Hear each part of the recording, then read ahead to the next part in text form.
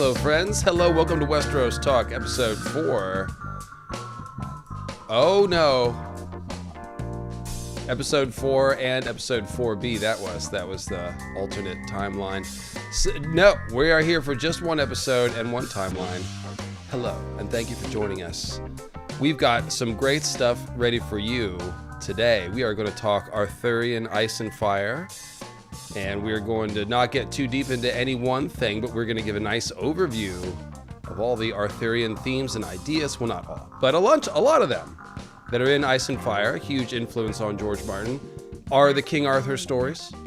And we'll be talking about the symbolism of the Hedge Knight, the first Dunk and Egg novella, a lot of which made it into the show, some of which didn't, but all of which is very cool. And so, welcome to the top of the High Tower. We are, in fact, in Plankytown Studios. The planks are on the other side of the studio. Lord Hightower's got sort of a garden steampunk thing going on. It's sort of a rustic. But yes, on this side we have the plants. It is all Plankytown Studios. We do thank you for joining us. And joining me today is my guest, who I just need to add to this. There he is, hero with 1,000 voices. We've got the light and the darkness today. Yeah, I wore all black too. You can't see it, but my pants are black and my slippers are black. Nice. And I am just very pale, and I'm wearing a white shirt. And here we go. The light and the darkness, Mordred and Arthur, Balin and Balan, or however you say it. We're going to talk about it today. And Sean, I do have to thank you. You came prepared.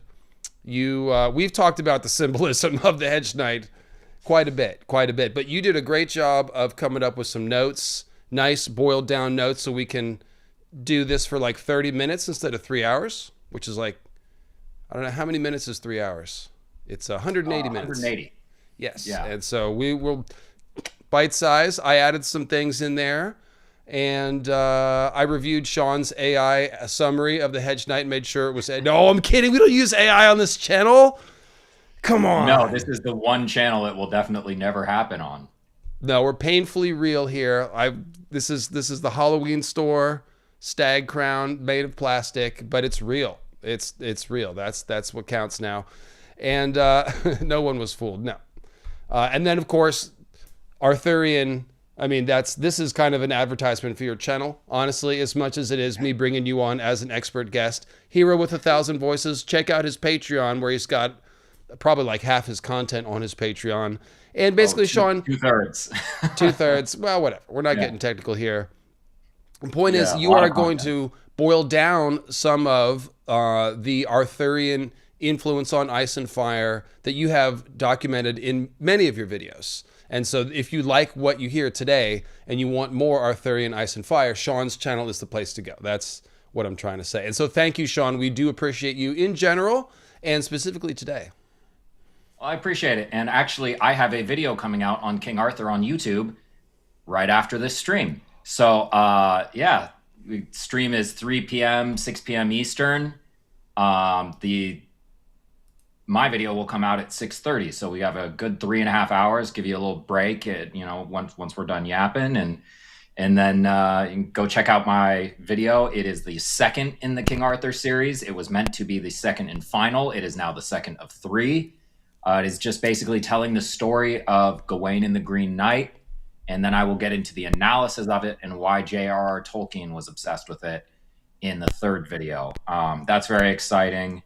Well, Sean, Ice and Fire was supposed to be a 3-book series originally, and now it's only a 7-book series. It's definitely going to finish a 7-book series. We're waiting for book 6. In any case, it's part of the thing here. I've got Dothraki Part 2 coming pretty soon, as a matter of fact, in just a matter of weeks. So that's been over a year since Dothraki 1. We're still waiting. Well, and it's always a matter of time when you're going to come out with Ironborn Part 37. Oh, there's always another Ironborn. That's just, in perpetuity. And then, of course, we will also draft mothers. The best mothers of Westeros. We'll each pick 7 of our favorites. We'll do that in between topics, just as a little fun game to play in between. And if you have a comment, question, timely remark, or witticism, good way to do it is a super chat. It gets your comment highlighted, like the Pulsarist here. It's 12 p.m. in France. We come from France. And turns out the dog I just adopted is scared of thunder. I'm sure you can relate. You have temperamental dogs, Sean. So you guys chatting will help us get through the night. Bad news. We're going to talk about a horse named Thunder. Oh my God. So 2 days ago, my little Summy, who is in the artwork I just commissioned, my little cozy room. I love that piece. The artist did an amazing job. Summy got scared of the thunder 2 days ago, and she went inside the house, number 2. So I feel you there. Happens to the best of us, Sean. I mean, who here can say that they have not? Anyway, go ahead. She is quite a Summy. I love her so much. She drives me crazy. But yeah, this stream, I've definitely always been very into King Arthur. Of course, with my last name, you'd have to be. And then, you know, do you want to share your last name, or is that confidential? Yeah, that's fine. My last name is MacArthur, which just means son of Arthur. So, oh, like Bran Faval or whatever you ever say. Bran Faval. Yeah. However, that is pronounced, that I will never do correctly. And then, of course, the symbolism of dunk and egg is actually how I slid into your DMs and started working with you in the first place. Oh, was it? Was it really? It was. Yeah, I was. I sent you a DM. You're so smooth. I don't even remember being DM slid. Feel like you've always known me. Anyway, yeah, it was about the dream, Darren's dream, and the dragon coming down and covering the whole valley in shadow, about how that's a meteor and fits into your meteor theory. And I sent a bunch of details, and we started talking. Yes. We're coming full circle today, and this was your first Patreon video. In fact, was a brief list of Arthurian influences on Ice and Fire. So yes, lots of full circles. And if we can finish this stream in enough time, we'll have a 2-minute discussion on what the Warriors should do with the number 11 draft pick. Which Michigan forward they should pick, Sean. We'll get to Michigan forward. Okay, yeah. We've got three. We've got 3 to choose from. They'd all be good. They'd all be good fits. So. Okay, well, they're not drafting anybody from St. Mara's a center, technically. And honestly, they'd all be centers for Steve Kerr. But here we are getting into the Warriors talk already. Thank you for the super chat from Semi1404. Greetings from Vienna. Excited for the stream. Rarely catch you live. When will you try to... Oh, the Hot D battles. Yes. Okay. Well, I'll. Yes. What happened to this week's video? Good question. So somebody in my Discord, I'm blaming it on them, was like, oh, cool, murder rectangles, because I put out the preview of the video. The video I'm talking about is the one I put out last week for a few hours and then took it down. It was a breakdown of all the battles from Fire and Blood that will be adapted to this season. And I did have the murder rectangles on there. Somebody in the Discord was like, oh, murder rectangles. And I was like, I like that. That's clever. So I titled the video, Murder Rectangle Battle Breakdown, blah, blah, blah. And then YouTube didn't show the video to anyone. And for about 6 hours, I'm like, damn, dude. I mean, literally, Sean, the worst video release I can't ever remember in like comparison to my other videos. Just no one was seeing it. And I was like, man, we worked so hard. We worked an extra week on this video. My video editor, Camilo, shout out Camilo, did a great job on the murder rectangles. And nobody was seeing it. And I was like, man, I feel like I should just pull it down and put it back out in a couple weeks. Maybe people aren't into Hot D yet. And then finally, someone in the Discord was like,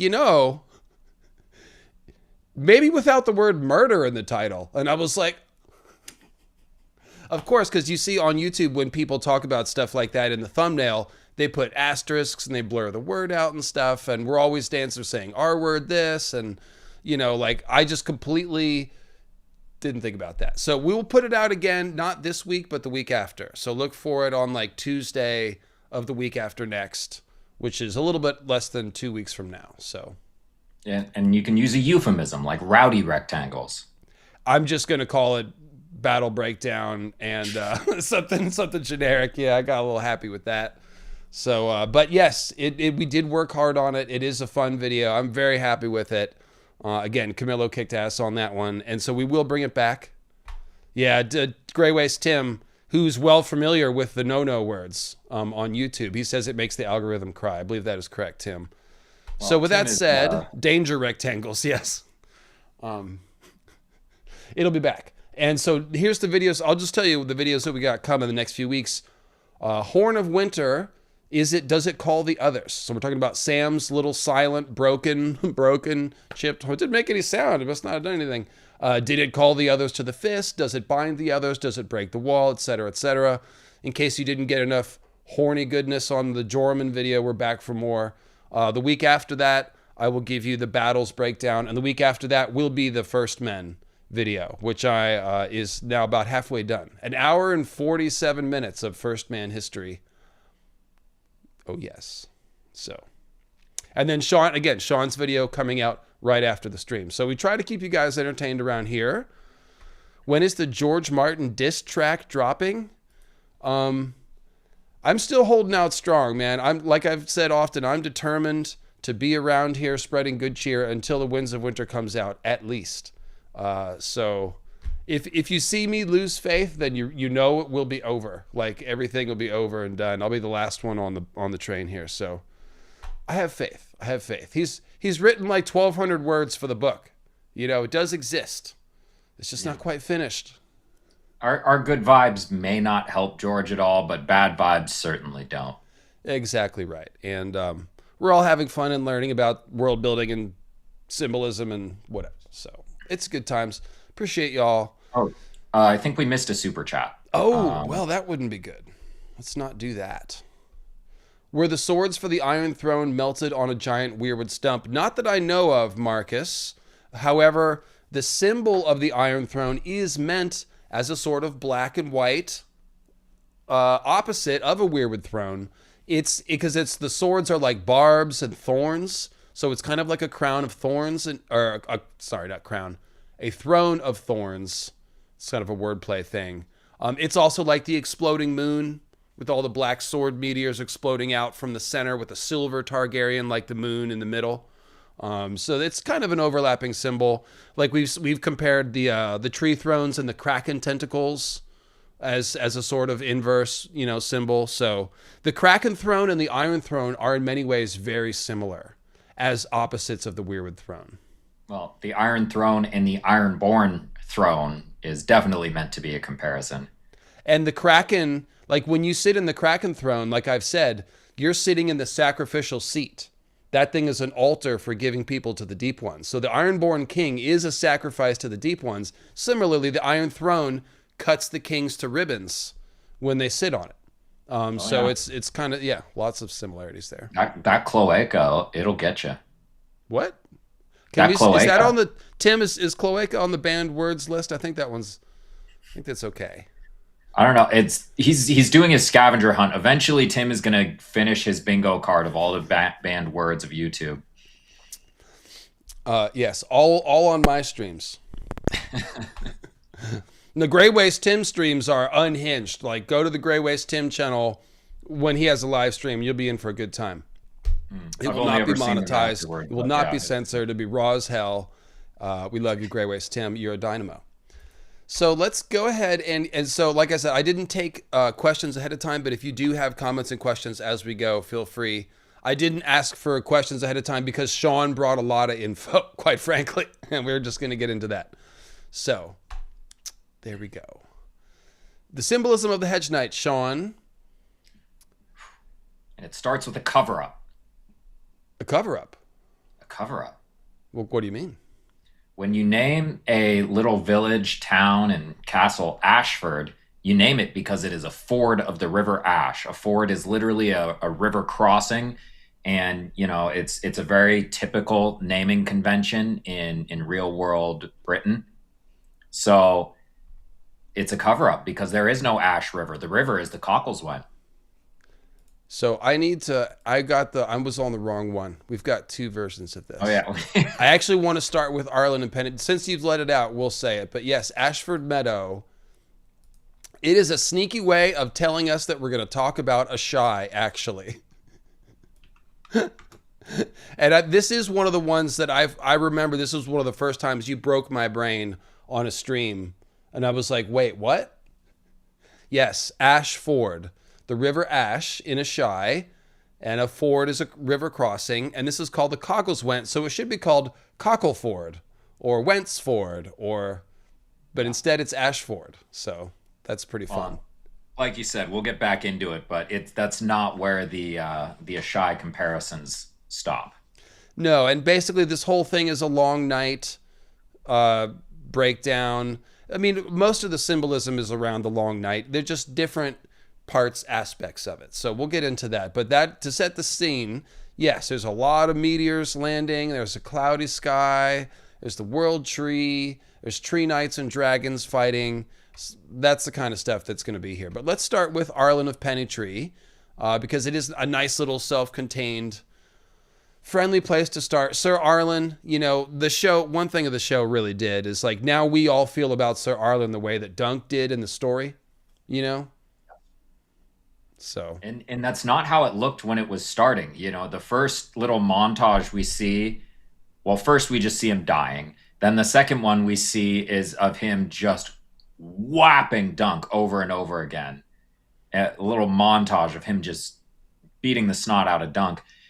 But then later it's a little bit more, we get a sense of him as somebody with integrity who maybe is a little gruff, but very well intentioned and has a lot of integrity and good qualities. And so let's start with the name. This is very interesting that you turned up. Germanic and Celtic roots, it's basically just Proto-Indo-European language tree. And Celtic and Germanic English is a Germanic language, and Celtic culture essentially dominated England and Ireland before the coming of the Saxons, who are Germanic and stuff. So this is all right in the pocket for medieval fantasy, essentially. A lot of the Ice and Fire name meanings will come from Germanic languages and stuff. And so it means oath, pledge, or noble chief. And the noble is like earl or jarl. So Arl. Right. I thought that was interesting. And then, a pledge. And those words kind of go together. Like you give your pledge to the chief, right? Right. You're a sworn sword to a lord. It's a big theme for Dunk. But yeah, it's also just very good because Sir Arlan's symbolism very much paints him as a child of the forest. So it's going to give you vibes of the Pact of Ice and Fire, which is an oath all the way through. And what about the name Harlan? Harlan? Is that going to be a Harlequin name? Yes. It's basically just shortened. Yeah. So you're always going to have, and the Harlequin, spoilers, we kind of covered this a little bit in a previous stream, but Harlequin, it's Odin, it's actually, okay. So it may be a contraction of Harlequin, but Harlan by itself, Old English and Germanic, it means hare's land, rocky land, or army land. So Hedge Knight. He's a... Oh, okay. He's a knight of the land. Well. Yeah. So Harlequin is a French word. So we're getting two different... yes. Two different... although French also PIE derived, so oftentimes similar sounding words may have overlapping. But yeah, forget about Harlequin. We're not going to talk about... Check out our patch face stream that we did. Yeah. We did that. But yeah, Harlan, that also fits. I think the ones that you found are probably the most likely. The pledge and the chief, like that all makes sense. But also the idea that it's associated with land, rocky land, like they're hedge knights. They sleep on the ground. Well, there's also definitely, his sigil is a communion cup essentially, and it even has wings just to denote that it's magic and flying being identified with green seers. It's very much, it's just how else do you make a pact, right? This is the Last Supper. We're handing around this cup and kind of creating a bond. It's all very the Last Supper versus the Pact of Ice and Fire. It's meant to evoke a similar idea. I'm seeing I'm sorry, Sean. Someone in the chat is saying that there's some sort of sound. Maybe a popping sound. Is it happening when one person is talking with the other? Maybe my mic is a little hot. Am I louder than Sean?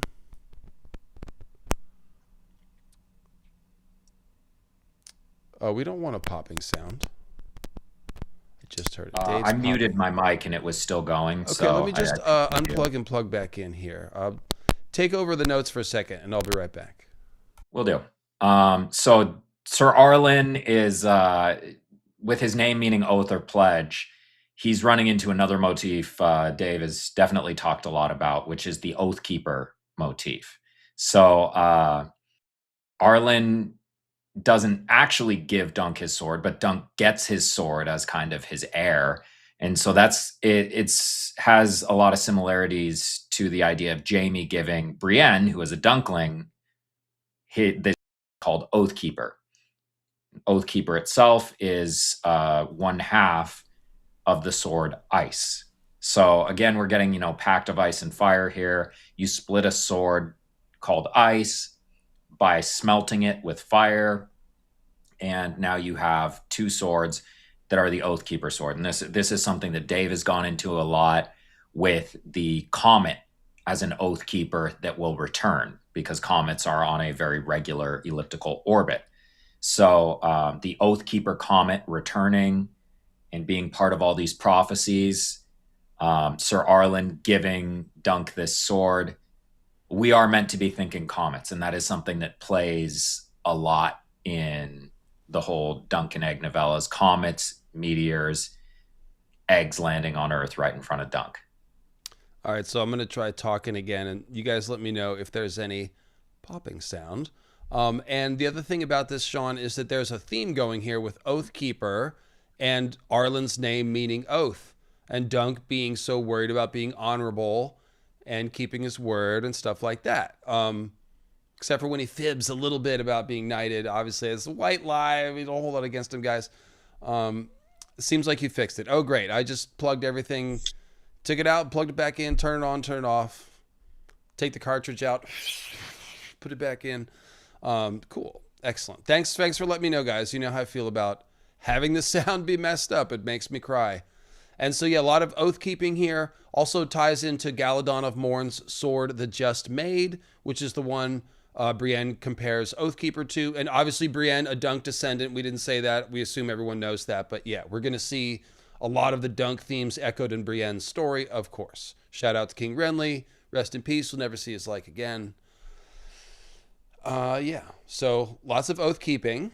And of course, the irony. We don't need to belabor the point, but Dunk was never knighted until actually he joined the King's Guard. That was the first time he was knighted. Well, and we should be thinking of that knightly oath that he's a knight who remembers his vows, right? So he's the oath keeper, even if he didn't take the oath. And we have similar things happening with the Kingsguard Knights, with the Night's Watch vows. Like there's very much, these are meant to be knightly adjacent orders. We're supposed to be seeing the same theme. Yes, it's a one of the major things that George likes to. It's not the theme of the story, but it's one of the main sub themes. It's like, what is honor? What is an honorable knight? We see this, with Sandor, Barristan, Jaime, Brienne, Dunk, obviously, and other characters as well. So, and it's nice that going back to Arlan, it's like his name is Oath, and this is kind of where it all starts. So very cool. And obviously the point is to compare the humble Hedge Knights and the prestigious Kingsguard Knights. So Pennytree, as many of you will know, it is right between the teats. The teats being the two twin hills that are sometimes called Barbara's teats and sometimes Missy's teats because of Aegon the Unworthy. And before either of that, it was just the teats, before they started naming them after people, or the mother's teats, I think even. And so it's funny, but it's mythical astronomy. It's very classic mythical astronomy, to be honest.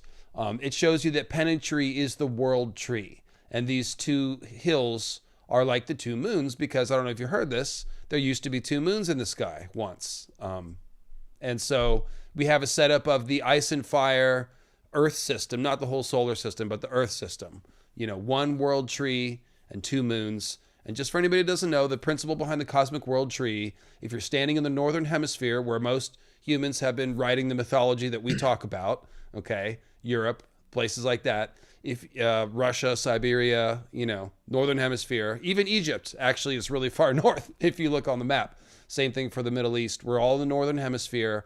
And so when you look up to the north, the pole star, you can draw an imaginary line between you and the pole star, and the sky, the dome of the sky, appears to spin around like you're holding an umbrella and twirling it, and you're watching the canopy spin around, all right? So that's the tree. The trunk of the world tree is invisible, but it is clearly, it's implied by the pole star as being the top of this pole. And it can be a whirlpool, it can be the navel stone.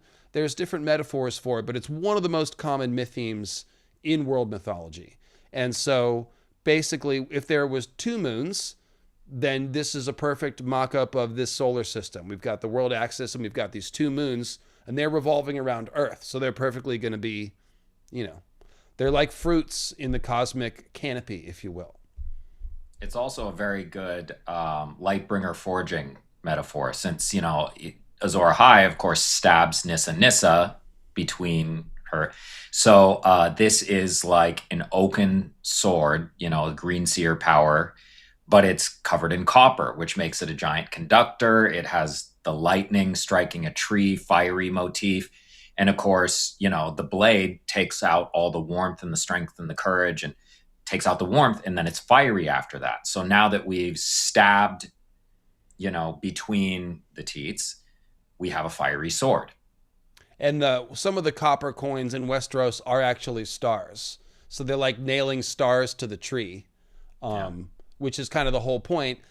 In the Grey King myth, of course, we have the most clear picture of this idea. But it's the storm god's thunderbolt striking the tree and then allowing Grey King to possess the fire of the gods. And separately, in a different myth, they refer to Ig the demon tree, which is a clear reference to Yggdrasil and thus the weirwoods. And so what's the tree that gives the fire of the gods to mankind? Obviously, it's the weirwoods.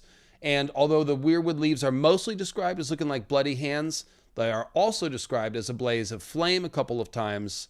And of course, blood and fire are strongly associated. Same color, red, is used for both symbols, fire and blood, in Ice and Fire. And so the weirwood tree is the burning tree. It's like Moses' burning bush. It has the fire of the gods in it, and you can connect to it. But where did the fire come? It came from the heavens, of course. And so that thunderbolt represents the idea of a moon meteor striking Earth, not necessarily hitting the tree like a direct hit, like the tree represents the Earth, okay? And so the lightning striking the tree, that's the fire of the gods coming down to Earth. And then furthermore, it has something to do with the weirwoods. Like, we all think, all of us in my little community, we think that the weirwoods were altered somehow during the long night by this magic that maybe Bloodstone Emperor called down from the heavens or something like that. Well, and Sir Arlan's horse is chestnut. So when you think of it's a double meaning here, obviously, stabbing in the chest. There's obviously a procreative element of that. So when you talk about a chestnut or a chestnut seed, it's, you are impregnating through this stabbing. And we have Chestnut the horse doing it. And it's also very funny because we have Sansa becoming Elaine Stone. She dyes her hair chestnut colored. And when she does that, it takes the fire out of her hair as if it's going into the child or sword. Right. And this, I've got Ygritte here too. And so Ygritte, when she dies, John finds her, with her last breaths. And she has an arrow right in the middle of her chest. It's not one of John's, thankfully, but in his dream it was. And so the point is, here we have again, Ygritte as the Earth Mother Goddess. Her name is Ygritte. If you've heard me say this before, pardon me smiling every time I say it, but it's really clever. I really like this one. Ygritte. And of course, Nissa is essentially, according to our headcanon, killed in some sort of blood magic sacrifice that does have to do with the Weirwood Net. It's not just about forging Lightbringer. It's about Azor Ahai gaining access to the Weirwood Net, we think. We don't need to go lost on that, but the point is, it is an Ig rite. Nissa's killing is a sacred tree blood magic rite. And so we have Ygritte, a Nissa character, with this arrow in her chest, just like Lightbringer stabbed Nissa Nissa in her heart, but also like the world tree, growing out of, like, the earth is the mother goddess, and so the world tree grows out of her, and that's why Sansa's got the chest nut, as if there was a nut that's going to grow a tree in her chest. There's a tree growing out, the tree between the teats of the mother. It's all earth goddess stuff. Happy Mother's Day, everyone. There we go. And so, yeah, that's why Pennytree is between the teats, and it tells you that this is a world tree. To play up on the theme, as you've got in the notes, we've got Blackwood and Bracken, these two rival houses, which introduces the idea of brothers fighting, the brothers and the others, Blackfires and Targaryens. Doesn't really matter. It's just two rivals that hate the crap out of each other, but also sometimes marry each other. Well, and here's a good segue. Ygritte is, you underlined the world tree parallel, but she's also very much an obvious Arthurian character. She's Igraine.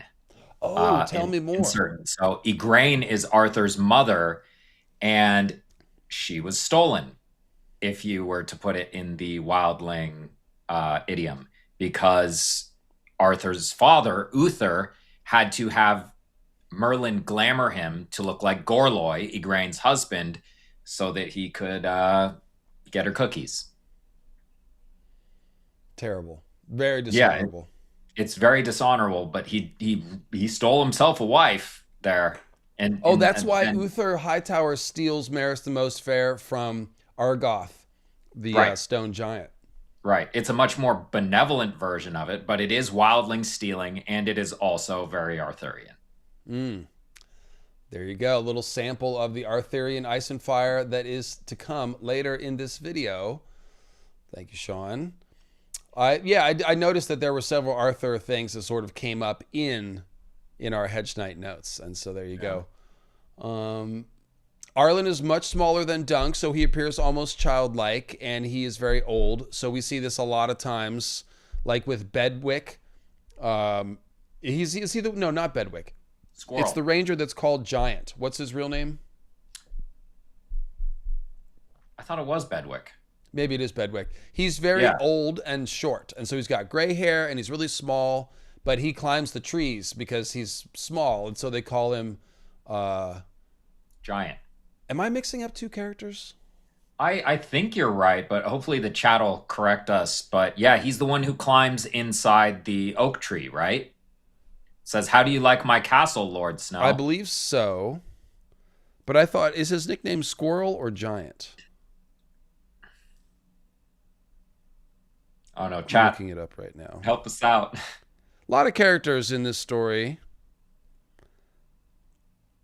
Yeah, 5 feet tall, gray in his hair. He is called Giant. This is Bedwick.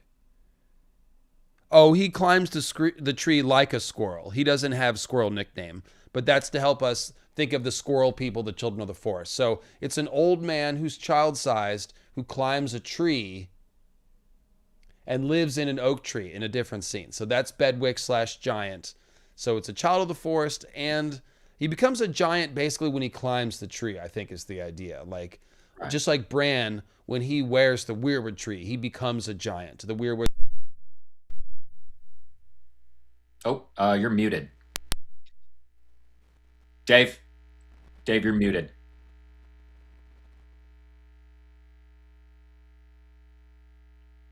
Is it just me? Oh yeah, no, it's not just me. Your mic went out.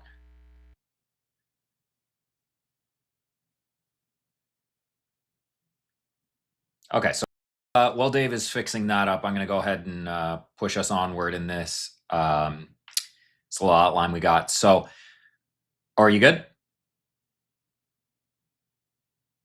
Okay, so Sir Arlan dies of a chill, which is pretty patently perfect there. So he's described as childlike multiple times. The height comparison to Dunk really underlines that. And he's a hedge knight, so he's like a tree knight, a skin changer, green seer figure to begin with. And him dying of a chill, well, you have to die to become an other. That's kind of part of the deal. whether you're symbolically dead or whether you literally die and go into another body. The point is dying of a chill is saying, oh, okay, this tree, this green seer became an other. And that is where we think the others came from. So you might even see Arlan, that's a very obvious. You might even see Arlan as representing the tree himself. You know, it's like the Night's Watchmen give their pledges and oaths to the weirwood tree. And so as a squirrel man, like he is an avatar or a keeper of the tree.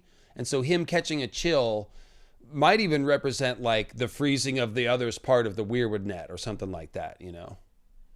Yeah. Well, and I was going to make a joke on a previous stream, and it actually got me thinking. I was going to make a joke about how Sir Arlan's little grail cup, his chalice, winged chalice, has weirwood paste in it. And then I thought, oh, that's the joke. It makes you fly. Yeah, you bond with the tree and then you fly. So it's a winged chalice. You drink the flying juice out of the winged chalice. So this stuff will really make you fly. Oh God, George. Yes, and of course, when we talk about, thank you, Miko. When we talk about Children of the Forest as the squirrel people, George is riffing on Ratatosk, the squirrel that climbs up and down Yggdrasil and bears words of enmity between the eagle and the snakes down at the bottom. So, now I'm a little quiet. I can come up a little. We went into that in the birds stream where it was mostly about crows and ravens and such, but we talked a little bit about, eagles and falcons and their place in Norse mythology and which gods turn into them, on which quests for immortality. So it's all very fitting that Ratatosk, the squirrel, is the one communicating between them. And now we have these squirrel people are the green seers who are capable of communication and control over long distances. Indeed. Yeah, I like how that's the implication that like, the squirrels are bearing words of, and like they're causing trouble. They're bearing gossip back and forth. So it kind of makes you wonder about the Children of the Forest, what they're really up to. Maybe they really just fought their war by starting catty rumors, Oh yes, you guys need to form the Watch to face these White Walker demons. They're very terrible. Did you guys create them? Well,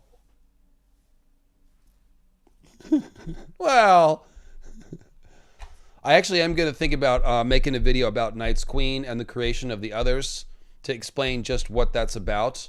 I kind of locked in on the idea that after the Green Seer spirits are kicked out of the weirwood net, they're basically homeless and they needed bodies or else they would have disappeared into the ether. And so I think Night's Queen made ice bodies for them as a temporary home, and that's why fixing the weirwood net allows them to go back in, and that's why Sansa's making both a snow castle Winterfell and snowman others in the Eyrie, because she's Night's Queen, giving the others a home, etc., etc. I rambled about this in like a 3-hour stream that was very circuitous, but I want to make a produced video about it.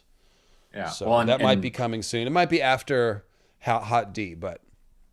Well, and Sam Tarly are you sure like some child's Snow Knight? Like, yeah, it's in a lot of ways, it's very much like she is giving them bodies. It also just fits very well that this conflict comes from cycles of revenge. So two wrongs making a right, like these green seers, their trees were destroyed. They were evicted from the weirwood net. And so we, sacrificed these humans, stole their bodies and took them. And that's an abomination.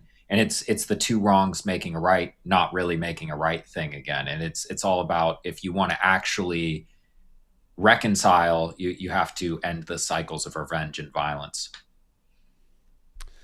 Cool. And still getting some, I don't know what is going on with my audio today. You sound fine to me now. What's that? Well, you sound fine now. Okay. Somebody was saying we got some crackles.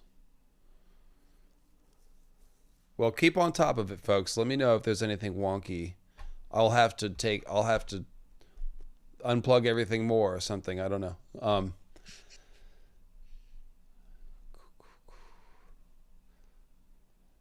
And so, yeah, the whole idea of a hedge knight is a knight of the hedge. A hedge is just a small tree, kind of. You know what I mean? And also, like, you sleep under the hedge, just like the greenseers live under the trees. So a hedge knight is either a greenseer knight of the mind or a knight who serves the greens. You're cringing.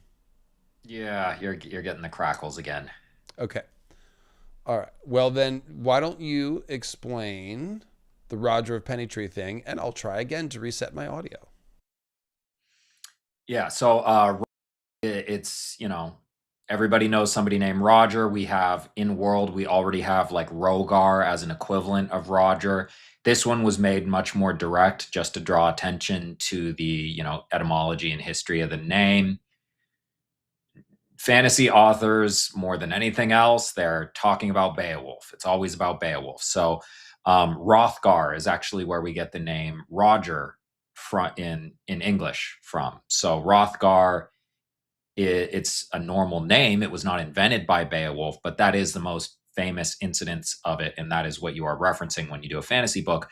Hrothgar was the king who owned the hall that was being repeatedly torn up by Grendel.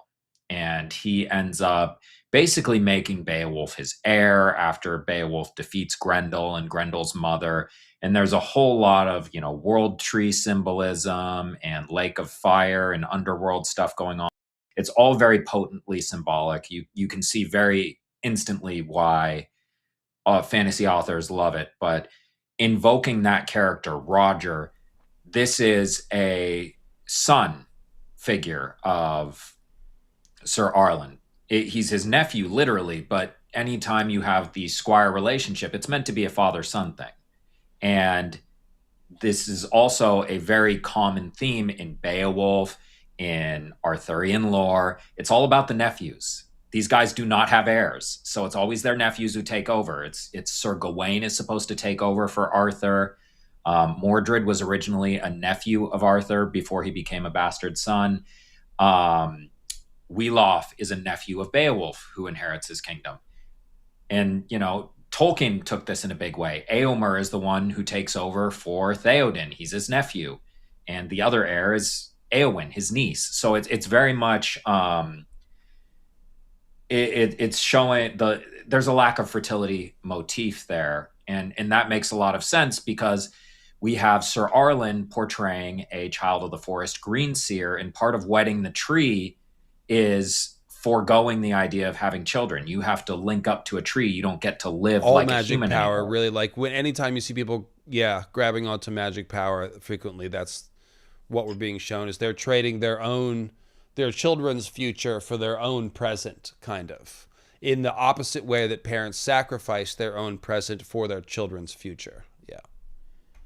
Right. So he loses Roger, which is a kingly name here.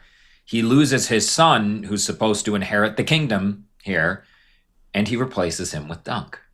And Dunk ends up becoming a very kingly name. It is, whenever you name a character Duncan, the first character you're thinking of is King Duncan from Macbeth. So, I was thinking Duncan Idaho from Dune, and that is too, because he's like the basically the warrior protector of the God King. But go ahead. Yeah, Duncan Idaho. There's definitely a reference to King Duncan from Macbeth as well. Yeah, they're both referencing the same thing. Okay. Duncan Idaho, great character. But yeah, it's a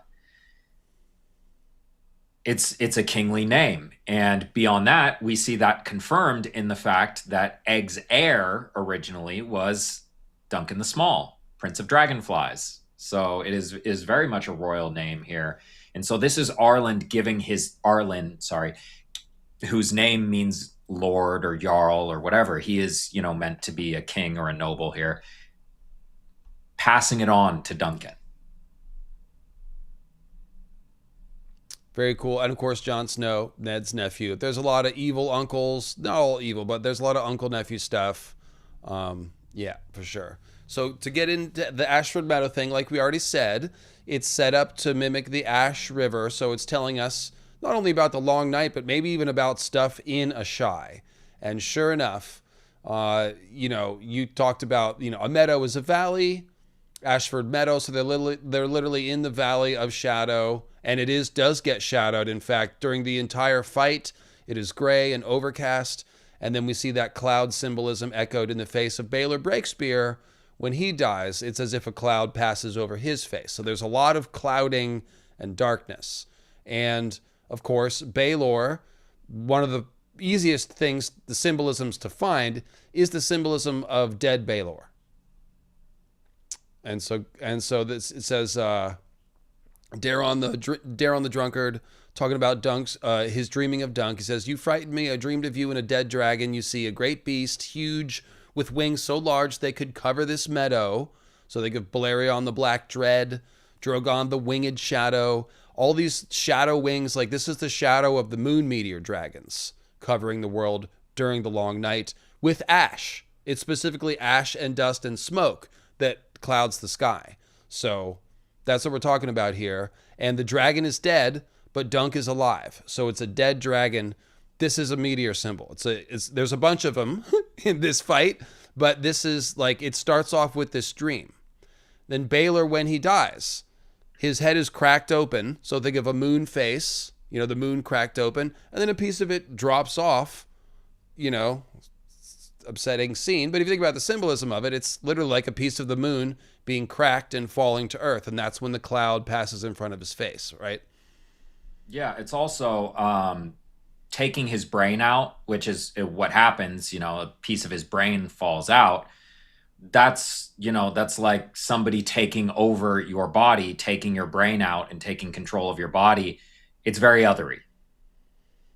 Oh, I didn't even think about that. But yeah, I mean, a meteor comes down, and it comes down in a valley. It messes up everything around it. And of course, the dragon wings, that's, nuclear fallout. That is the, dust blocking the atmosphere. So it is ash, literally, quite literally. So the, Ashford Meadow is a good name for the shadow, which is now covered in shadow, whether you want to call it dragon wings or, ash fallout from the meteor. And now you've named the river Ash because it is full of ash. And it leads to Ashai, an eye blocked by ash, which is, when people conceptualize the sun and the moon, they're now blocked by ash. So Ashai is both of those. It's the sun and the moon blocked by ash. And of course, that's what the God's Eye is a symbol of. It's a lake that often looks like the sun because the sun reflects off the lake. When the Lannisters set fire to the town around the God's Eye, it looks like the lake is on fire. So it's a fiery sun eye. And what's the pupil? It's the moon. So this is an eclipse alignment now. And what is the island it's the Isle of Faces, just like the moon has a face. And the faces on the Isle of Faces are carved into white trees. So it's white moon faces. Think of the Weirwood door at the House of Black and White.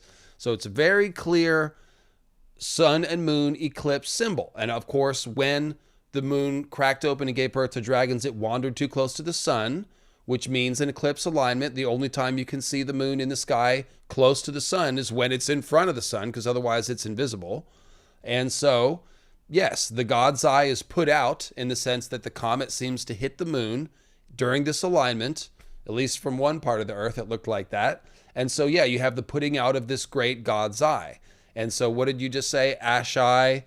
It's got ash in the eye. And George calls our attention to this metaphor when Melisandre is talking about dragons and stuff. And John's like, you have ashes in your eyes. Like, you're looking at that fire too long and you've got ash in your eye. So he's literally giving us the Ashai metaphor right there. It's great. Well, and to make it even more intense here, the Ash River going into Ashai, you also have the trident, the weapon of a green sea. You're basically stabbing a trident into the God's Eye. So yes, right, because the river trident flows into the God's Eye. Oh, yes, very true. It has all the hallmarks of a crater lake. So the trident stabbing the eye is a green seer stabbing of the eye, which we blame the children of the forest quite often. But it's also very much, bringing the moon meteor down and creating this God's Eye lake. So at the very least, Azor Ahai calling down the meteors by defiling the weirwood net or using its power in a twisted way, we're basically combining the red and the green magic, and the byproduct ends up being the blue magic, the others, and the long night. So in this way, all three magics are tied into this God's Eye event. Now, Yggdrasil is an ash tree. And so this is one of the reasons about Ashai using all this ash language, but showing us shadow, darkness, and corruption, is to tell us that the weirwood, the symbolic ash tree, was corrupted during this same time and by this same event. So that to me is a tremendous correlation of sort of my larger galactic theory, which is that the weirwood net defilement, the killing of Nissa Nissa, the calling down of the meteor is all part of the same either event or series of related events, you know, without getting too specific. Sure. Now, the Ashai symbolism is duplicated a couple of other places as well. Dunk gets one eye closed, during the fight. It's bloodied and swollen and shut. And then when he's got Arion and he's bashing him with the shield, he's like, oh, I really would like to reach in and pop one of those eyes like a grape. So everybody gets the one eye symbolism. And I think, Sean, that is because what we're seeing here is the dragon and the tree merging, and they begin crossing symbols. Right. And you've talked a lot about Needhog, the dragon at the base of the world tree. It fits very well with having our last green seer before Bran gets trained up here is a dragon man at the base of a tree doing Needhog stuff. But yeah, it's also just very fitting. Let me just pause you real quick. Bloodraven symbol, the white dragon, and the weirwood roots are like white worms and snakes.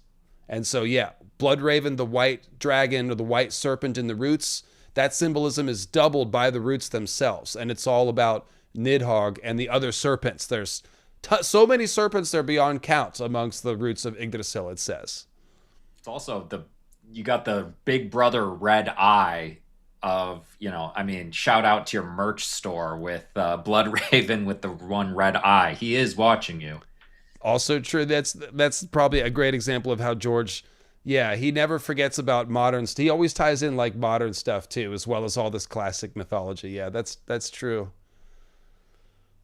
And it was named David, Ashai. Wasn't it? The computer. What? I can't let you do that, Dave. What he's talking to the main character who is David, so it's always saying that's right. Okay. Yeah, 2001: A Space Odyssey. And of course, an ash eye would be anybody who is seeing through the eyes of the world tree, Yggdrasil, and ash tree. The trees with eyes, the ash tree with eyes, yes. So any green seer is by default using ash eyes. And of course, Melisandre looks like a weirwood tree. Pale white coloring, everything blood red, fiery hair, just like the weirwood canopy is like a fiery, bloody hairdo on top of the white weirwood face. And Melisandre, the tree possesses the fire of the gods. Melisandre possesses the fire of the gods. Moses' bush burns without being consumed. The weirwood looks like it's perpetually on fire without ever being consumed. Melisandre, extended lifespan, being consumed by R'hllorist fire. So even though she's anti-weirwood in the plot of the book, when you look at the symbolism, she is a burning weirwood tree because she's got the fire of the gods. And so George takes these fire of the gods symbols like Lightbringer and the weirwood, and he juxtaposes them and compares them to each other. Oh, here's another good one. From you have this battle in prehistoric Celtic Gaelic mythology between King Lugh and Baelor of the Evil Eye, where King Lugh has this magic spear and he stabs out Baelor of the Evil Eye's eye. And Indeed. It is such a damaging magical event with shockwaves everywhere that he basically explodes. And what is eventually created from the depression of this, giant explosion is a big lake. So it's like a god's eye lake. Yeah. It's an eye lake. Yeah. And Baelor's eye is a withering eye. I think it is meant to, or not I think, mythologists, people who have studied the Baelor mythology, think that his withering eye is kind of like the Egyptian sun gods that are like burning and will kill you. Like the eye, sometimes the sun is too much. It can cause Right. drought. You have Set, who is the sun god, and he's benevolent, and he's all about the cycle of day and night. But then you have the Eye of Ra, which is Sekhmet, who is this lion that has no chill, that kills everything every time it's let loose. And that is like, yeah, that's the burning sun. That is the damaging sun, the sun that gives you skin cancer, the sun that, burns crops and dries up water. That's the damaging aspect of the sun. Baelor of the Evil Eye, very much a similar role, and the inspiration for Sauron. Yeah, we often think about it's easy to identify. I'll come back to Sauron in a second. It's easy to identify flood myths as like, oh, people have all these ancient myths about floods because flooding happens, and when it does, it kind of changes everything. It changes people's whole world, and so they create stories about it. Drought is kind of, we don't think about it as much. We're a little bit better protected from drought in modern times. I think I'm correct in saying that. Maybe not. There's the Dust Bowl and stuff like that, and there's problems all around the world. But the point is, drought, when you're in ancient times, you were more subject to the mercy of the climate than we are now. We are to some degree insulated from climate variances. That's what I'm trying to say. And so, drought myths are important. They exist also, and that's kind of what Balor of the Evil Eye is. And so there's a lot of eye stabbing, and of course, Baelor Breakspear has that Baelor name. And George uses the Baelor name a lot, and he basically is doing it to show us about this God's Eye symbolism. Most of the Baelors are Night's King figures. Baelor Breakspear is like the rare good Baelor. But the other Baelors are like, Balin Greyjoy, Peter Baelish, Baelor the Blessed, who I think George means to depict as a bad person. He's a book burner who locks his sisters up.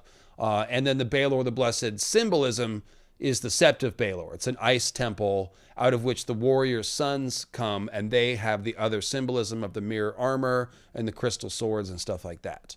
So this is all Night King stuff. Bael the Bard is a king beyond the wall. It's kind of like a Night King, a king of the north. And he's opposing the Starks. His son becomes the heir of the Stark bloodline, just like we think a child of Night's King and Queen became a Stark. Maybe that was the last hero. Maybe the last hero adopted a child of Night's King and Queen. It's hard to say. But we have heroic Sam adopting Gilly's son, Monster. They think about having Jon raise Monster at Winterfell. There's all these layers with the Bael characters. And then, of course, Bael the Bard steals a Stark maiden. Peter Baelish steals Sansa Stark. These are moon maidens being stolen by the Night's King. Rhaegar steals Lyanna. Rhaegar doesn't have the Baelor name, but he is a bard. And he has the night black armor and stuff like that. So, I guess Baelor Breakspear's got the black armor too. Go ahead. I like to think that when Rhaegar dressed up as a, secret bard and just went out anonymously and with Sir Barristan, that he would go by Baelor the Bard. Then somebody mentioned Baela. So Baela is a Night's Queen figure. She has Moon Dancer, whose symbolism has green and pearl. So Moon Pearl, Green Seer symbolism, because Night's Queen is a weirwood magic person. Think of the symbolism of Val and Morna White Mask and Lyanna as the Knight of the Laughing Tree. So yeah, Baela would be a Night's Queen. And she goes to war against Azor Ahai, an evil Azor Ahai, Aegon on Sunfire. So that's a great scene right there. Well, that's just, it's one of the ways that George is able to let us know that these characters aren't black and white, good and evil. Like Bael and all of the naming variants being somewhat related to Baelor of the Evil Eye, it paints them as evil, but then he uses essentially marginalized characters to say, well, it's a little bit more complicated than that. Like Bael the Bard, not a uniformly evil character. He's kind of a trickster hero. Baela is a very good sympathetic character you're meant to like, and she's, like you said, going up against an evil Azor Ahai. So he's using, the female version of it. He's using the Beyond the Wall, where the wildlings are very much marginalized figures. in to the Westerosi. So it's how he lets us know that, hey, maybe he wasn't straight up a villain, and it's more complex than that. What does the Beo in Beowulf mean? B. Oh, So Beowulf, right. right. So it's a Somebody was kenning. like Beowulf. The wolves do have baleful eyes. And we also have Yeah. Balerion the Black Dread, gives us back the winged shadow stuff of Baelor Breakspear. He's got the dragon that casts the wings over the field. Balerion the Black Dread shadows things when he flies over, so it's the same symbol there. Well, and you know, like to people in the audience who don't get it, Beowulf means a hunter of bees. Wolves were used as an understood hunter. So when you say hunter of bees, you're talking about a bear.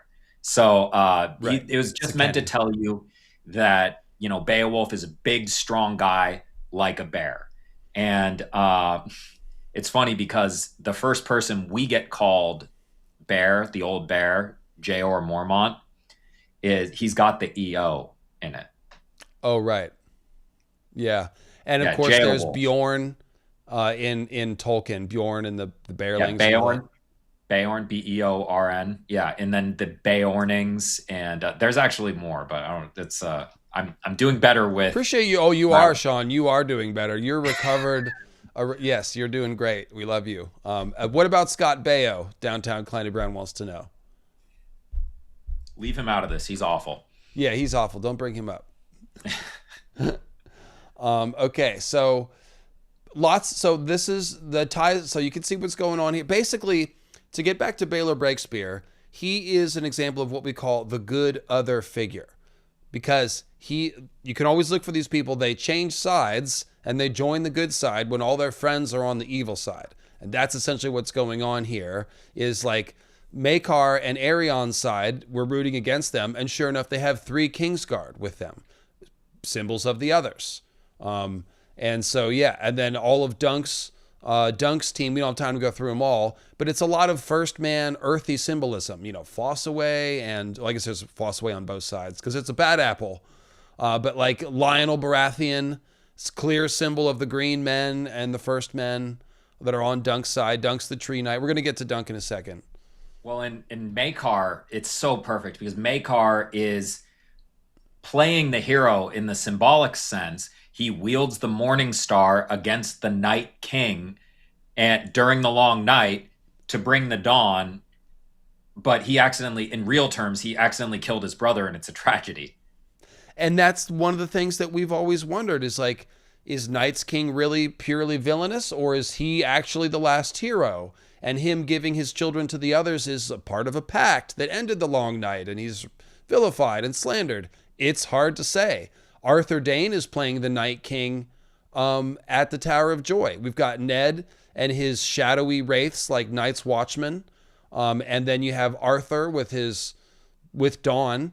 And that makes sense, by the way, because if Night King is Azor High, then he got Dawn from, he took Dawn from the Great Empire of the Dawn, and then it became ice and all that stuff. But yeah, the point is, stick with your point, Sean. He flips the roles around, and it makes us wonder who was the good guy. Was Last Hero really the good guy, or is he the one that maybe caused trouble and then had to, do something to fix it? I don't even know that George has an answer, quite honestly. He enjoys creating all these different permutations. Everybody is gray. And I love it because Maekar is the worms in Dune are called makers. So Maekar is playing like a Dune worm, which the Dune worms, they're dragons. They guard treasure in the form of spice. There are a bunch of different things, a bunch of different reasons why they're portrayed as dragons, essentially. So he is the Dune worm dragon, and his son is an egg. So it's he's symbolically female. He's a mother. Yeah, and so since you mentioned egg, of course, the moon was an egg when it gave birth to dragons. Egg is a hidden dragon, so he's got a dragon inside that's hidden. And then there's a line when Egg is holding Dunk's horse, Thunder, it says Egg held Thunder. And that's kind of the whole thing. Like the thunder, the thunderbolt from the storm god that struck the tree, that's a moon meteor, we keep saying. And so, yeah, Egg holds Thunder. Those are the moon meteors. They're like giant thunderbolts. It's also just, the fire of the gods is within this egg, this dragon egg, and it's going to be released. We want full release of the divine. Pause.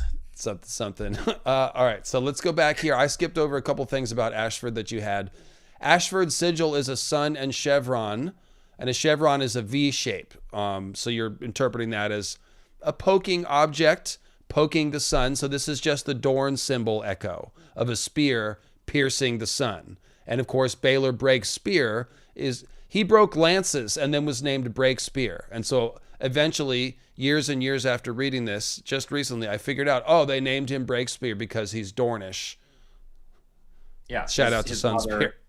Yeah, his mother is from Sunspear. Martell specifically, yes. Yeah. Is in her sigil. So it's and the whole point of the Sun Spear is it's a reference not only to the sun being killed during the long night, but also to Odin, who is a sun god pierced with his own spear on the tree Yggdrasil. And so that's why the sun is pierced with the sun spear. So because Odin, it's his own weapon that's piercing him. So and one thing I like is we get an echo of Baelor Break's spear in Baelor Hightower, Baelor Breakwind. Oh, and and it's so good because it's a shout out to him as like a storm god, Storm's End, breaking the power of the wind and sea, on its walls. And of course, that's how we start out with the Hightowers. We have Uther Hightower rescuing Maris the Maid the Most Fair, and Argoth Stoneskin, shouting and hammering against the walls for the rest of his life. So yeah, it's Baelor Breakwind. Ungodly racket. And so Sunspear, it's another long night symbol essentially, and it ties into Ashai. Like Ashai is the place where the sun does not shine. The sun is wounded there. It is weakened. And so going back to Baelor, he's a crown prince. And so the crown is like basically an eclipse symbol, or at least a sun symbol. But when it's a crown on top of so much black armor and clothing, it's more like the eclipse. Yeah. You mentioned the Bloodstone Emperor is royalty, and he's named after the black stone, Bloodstone. And so he is analogous to the meteor. So is Baelor. And when Baelor is having his head's about to, fall apart at the end, it says his voice had a hollow metallic ring to it. So again, we get the eclipse ring from which these meteors come they do have metal. They're like metal swords. So that's cool. The metallic ring. Also, Lord of the Rings. Obviously, the fire of the gods comes in the form of a golden ring. So that was also a cool line I found. Him as the bell on top of a tower. Oh, a metallic ringing. Yeah, that's like a bell tower. I guess like the bells tolling. Yeah, well, and the bells are also in the Song of Ice and Fire. They almost always mean stars. Oh, right. Yes, the bells in Drogo's hair. Right.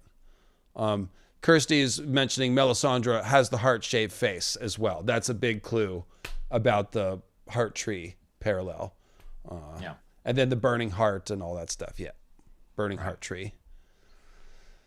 Maekar killed his brother, just as Bloodstone Emperor killed his sister, the Amethyst Empress. So it's a sibling rivalry thing. And we see that with the Fossaways being cousins and fighting each other. The Blackfires and Targaryen civil war is hanging in the background of the story. So there's a lot of brothers fighting going on. And I talked about that during the season quite a bit. But it's also a parallel to Bloodstone and Amethyst. Talked about Baelor. Talked about Baelor's head wound and the cloud. Above was nothing but dark gray sky. That's after Dunk's knocked on the ground and he's looking up at the sky. So it's during the day and yet it's just super dark. So this is exactly what the long night was. It was dark when it shouldn't be. Then another, probably the easiest to see meteor symbol in the story is Arion's morning star. And so there's 3 different quotes about it. Through his fingers, he glimpsed a dragon flying and a spiked morning star whirling on the end of a chain. Then his head seemed to burst to pieces. So here's another parallel between Dunk and Baelor. Dunk's head bursting to pieces and Baelor's head bursting to pieces. But through his fingers, he glimpsed a dragon flying. We're going to get to Dunk's symbolism below, but he's got wooden fingers. He thinks about his lance as a long wooden finger that he's going to reach out and touch the dragon on Arion's shield with. And so this is the tree reaching for the moon like we see at the Night Fort. It's people using weirwood magic to break the moon, to call the comet, something like that. And so here, he's looking through his tree fingers, and he's seeing, there's a dragon coming towards me, and it's falling. So Dunk is the tree knight looking up at the comet, which is speeding towards him to break his head open. So this is the same story, okay? And the dragon flying, like he literally makes it flying, like it's good stuff. And a wooden dragon at that. So I love that. The dragon appeared above him. 3 heads it had, and wings bright as flame, red and yellow and orange. The spiked ball whirled round and round the sky and fell towards his head as fast as a shooting star. So now George has made it really obvious. He's like, no, this is almost like a star falling out of the sky, a morning star, you guys. Yeah, glossing over the fact that George seems to be mistaking a morning star for a flail here. There's always somebody that wants to point that out. I never acknowledge that. Yes, you're right, but it doesn't matter. It's whatever George writes. It's a morning star. Go ahead. The point is the symbolism, not the specific. Mm-hmm. Right. But duly noted, guys. Duly noted. You're right. Yeah, you're right. We heard you. We heard you the last time we were talking about this battle. We do know, but focus. Anyway, you're bringing up how there's a definite symbolic parallel between Dunk and Baelor, and that's actually true of everybody on his side in the Trial of Seven. Like they're representing, it's kind of like the 7 aspects of God in the Faith of the Seven. They're the 7 aspects of Dunk. We have Dunk as a storm god very often. He has a horse named Thunder, right? So of course we have the Storm Lord, Lionel Baratheon. We have, the bee keeper. You've talked a lot about the others as like a hive mind with a mother bee. And, so we have, of course, Beesbury, right? And Humphrey Beesbury. That's a daughter. Beesbury is descended from Ellen Eversweet, daughter of Garth the Green, who made a pact with the King of Bees and became the first beekeeper. So that's all tied to Garth, just like, the symbolism of the Baratheons is. There's Humphrey Harding with his red and white weirwood symbolism. And who's got the... Robin Risling has one eye symbolism already. Right. He's got the oak and iron door symbolism on his shield. And we talked about he does a speed run of all these people. So we get Dunk getting the one eye bashed so that he looks like Robin Riesling. We get him, talking about Thunder saved me. So that's his, him doing the Lionel Baratheon. He's broken my head and I'm dying. Baelor Breakspear. So he's doing a speed run of all these different people's symbolism throughout the fight. Yeah, you're right. He is. That's pretty cool. And he's like a tree, just like the Baratheons are. Because the whole point of the Stagman symbolism in this context is that the antlers look like tree branches, and you can even see that they're done that way on this crown. So when you wear the weirwood tree as a face, you have antlers. Your antlers are the branches of the tree. So that's why the Stagman and the Green Men and the Weirwoods are like this, because they're just symbols of each other. Garth Greenhand, Weir Greenhand. You guys know it, how that works. Well, what's funny is the prevailing theory about how the Irish elk, the great elk, how they went extinct, was that their antlers were too big and they would get caught in tree branches and they would be unable to move. Yeah. Too big and sexy. Yeah. It's become a metaphor for that sort of thing. When you get too big so you can't even sustain yourself anymore or whatever. They're just going into the werewood net. What's the term for it? Too big to fail. There's something else, but yeah, it is kind of like that. And let's see. Oh, and then of course Dunk witnesses the falling star looking through the canopy of the tree. So it's just like in the fight when he looked through his tree fingers and sees the dragon flying. He looks through the branches of the elm and sees the star flying. So it's the same symbol over and over again. And we'll bring it back to where we started. Pennytree. It's a cosmic world tree with 2 moon hills orbiting around it. And so here we see again the cosmic world tree calling the stars down, to smack Dunk in the head because he is like the tree. So it's all about the meteors landing. Because again, this is Ashai meadow. What happened at Ashai? The meteor landed and it corrupted the earth and it poisoned everything. And so that's kind of what we're seeing here. Oh, it looks like it's 4:20, Sean. I actually do need to go to the restroom.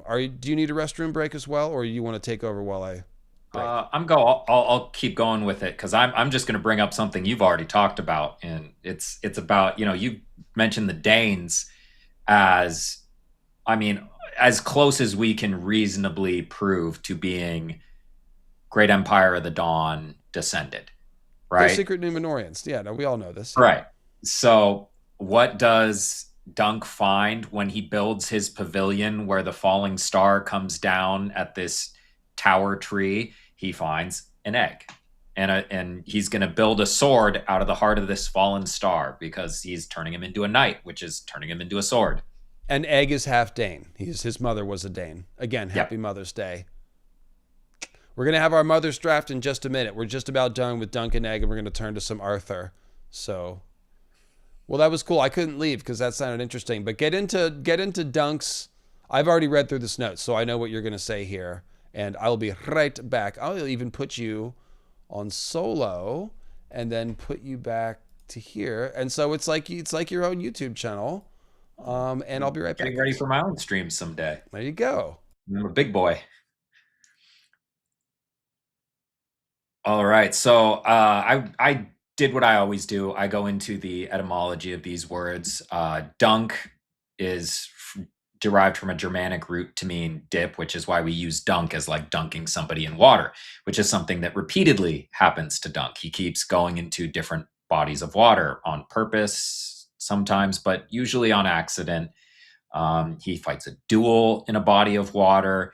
He's constantly bathing in the basement of Sir Eustace's castle. He's bathing in the river at Ashford Meadow.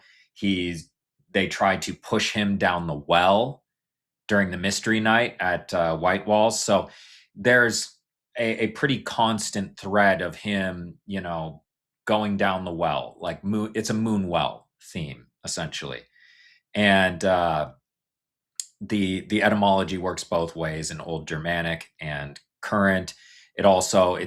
He's a knight, so he's dipping his lance. It's the jousting thing. Dipping your lance is also very obviously sexual, and we are always getting sexual themes throughout Dunk, even if we're not, seeing any of it happen directly. So it only takes 2 minutes of me leaving you alone to turn my stream into smut. I see. Go ahead. Oh, I'm giving the people what they want. But yeah, Dunk dipping his lance is definitely also a sexual thing, in the same way that the forging of Lightbringer is also sexual symbolism. As far as his name, Duncan, Dun is a hill. When you're talking about Scottish Gaelic, Ken is slang to know. It's from a Latin French root of connaître, meaning to know. So a hill that knows, or a hill of knowing. It's a theme from the Sidhe, the people of the mounds, where they live under the hill, and they have forbidden knowledge from the other world. But it's also very much the Greenseers, who are living in werewood caves beneath hills, knowing everything, right? Being able to communicate everywhere and knowing way too much. This is reinforced with him as a hedge knight, which it makes him a tree knight, whether it's a colloquialism or not. Oh, you are muted. It reminds me of Brynden Rivers, Bryn Den, which means hill den. Yeah. And of course, he is in the business of knowing. That's what he does in the hill, is he knows. He eats weird paste and knows stuff. It's probably all he eats. Excellent. Well, thank you for keeping it going there. And so, yeah, this is all the reason why it makes sense to tie in hills and hedge knights is because when you live under the hedge, you essentially live in the hill, under the hill. Shout out, Underhill from The Hobbit. Yeah. And then, okay, did you get to the Kingsguard part? We've already talked about that. That's right where we were about to get to. Okay, yeah. Kingsguard represent others. And so we do find both tree and dragon people joining the Kingsguard. Mostly that's what we see. Aemon the Dragon Knight, because it does seem that whoever Night's King was that gave his seed and soul to Night's Queen, that person was a dragon person. Whether that's Azor Ahai or whatever, like he has that dragon symbol. And so, yeah, the other's parentage is like one part Weirwood Tree and one part Frozen Dragon, if you will. Azor Ahai, we know, is very connected to dragons. We know he wakes dragons from stone. There are lots of implications that it's, from, Persian pre-Islam mythology, Zoroastrianism. Oh, yes. That it means, fire dragon. So Azor Ahai is a dragon person, almost certainly. And there is endless hinting that Nissa is a child of the forest. So when you cross those two things, you're getting somebody who has the ancestry of both a dragon person and these, skin-changing, green-seeing people. And that's how we get the others, the Kingsguard. Yes, and the other thing I was thinking of is that the others are coded as ice dragons in many, many ways, but the most obvious way is because they have star eyes. An invasion of the others is like a meteor shower. It's just a cold meteor shower. Even when you go back to the not the Azor Ahai legend, the Carthene legend about the second moon cracking open to birth dragons, it says one day the other moon will kiss the sun too. And that's going to be, and it will crack and the dragons will return. That's going to be the new long night when the dragons will return and the others will return. But yeah, the other moon, blue star eyes. And they are like ice dragons. Well, literally, the ice dragon is just an other shaped like a dragon in George's lore. And the actual blue star in the sky is from the ice dragon constellation. Yes. So when we say blue star eyes and others, it's like, okay, we get it. They're dragon people. Yeah, and a very important Night King figure is Aemond One Eye, who rides Vhagar, who's coded as the ice dragon, named after the star Vega, which is a northern star. Used to be the pole star, meaning used to be the eye of the ice dragon. And so, yeah, Aemond has a blue star eye, and his dragon is named after the ice dragon, or at least the real world constellation that George, you get it. So it's literally a star sapphire that they put in his empty eye. Yeah, so it couldn't be any more clear, and hopefully we've explained it to you clearly. So where were we? Lots of tree knights. Okay, so Dunk is an Oak King. We talked about that. He's got the oaken shield, oaken iron. I think his legs are as thick as tree trunks or something like that. He's got more tree symbolism than just the wooden finger. There's a lot of it. But then he's also got the Gallows Knight. Yes, this is in the third book. Third book, he's the Gallows Knight, the Mystery Knight. And the Gallows Knight is a hanged person on the gallows. And so this is just a tie to Odin being hung from Yggdrasil. And of course, the gallows tree is called the horse of the hanged because the hanged man rides the gallows. Like when you're strangled, apparently you kick and it looks like you're riding an invisible horse. So that's the gallows horse, and Yggdrasil is Odin's horse. You guys know all this stuff. We don't need to belabor the point. But yes, the Gallows Knight is just more Dunk Tree Knight symbolism is the point. So one shield has a tree and a star. The other has a picture of Odin on the gallows. It's pretty great. Also notice we talk about wooden fingers. Tanzel is operating the puppets with her fingers, and the puppets themselves have wooden fingers. And one of those puppets, the main one in the story, is a Dragon Slayer puppet. So Dunk is the Dragon Slayer with wooden fingers. Yeah. Who's puppeting him? George Martin, I guess. I don't know. what you're leading towards. We had Dunk pretending to be Baelor, so of course we had to have Baelor pretending to be Dunk. Yes. Fingers feel like wood. I just need to touch him with my wooden finger. Yes, and that's why I put that in there. I skipped over it, but that is what I was thinking Very a couple good. hours Yeah. ago when I put it in there. Yes, his Yeah, fingers feel like that's wood. the one I didn't notice. Dunk's head is smashed, like Baelor's head is smashed. So yes, it's basically when the meteor strikes the Earth or the Weirwood net, they join. Azor Ahai comes to live inside the Weirwood net. The Weirwood net is altered. It now looks like a dragon with a bloody mouth, red and white coloring. Bloodraven, our best example of a green seer, is a dragon who's merging with the tree. So here's the same thing. Like Dunk and Baelor's symbolism is they're when two things are come together, it's convergence. Thank you. Well, I said merge, but convergence is actually better. But okay.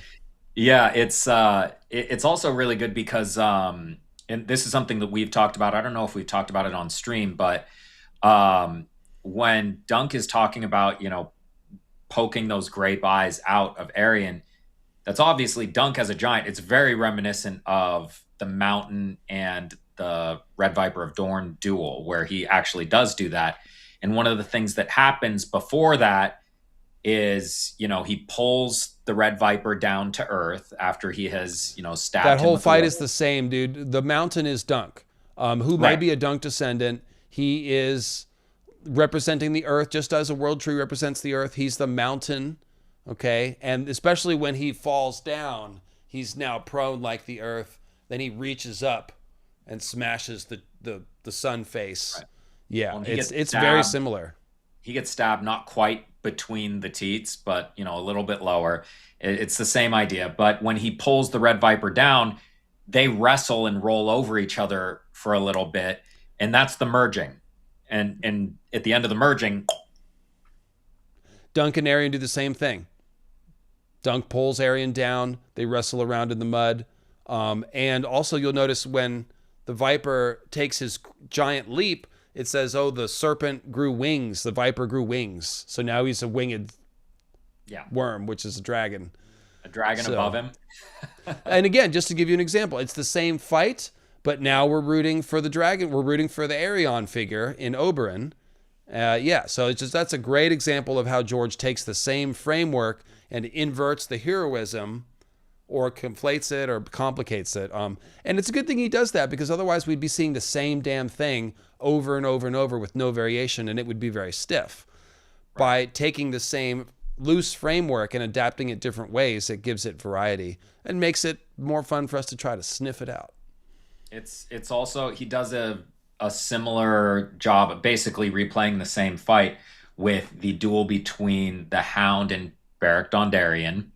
And then there's another one with Servardis Egan and Bronn, essentially pantomiming the same fight.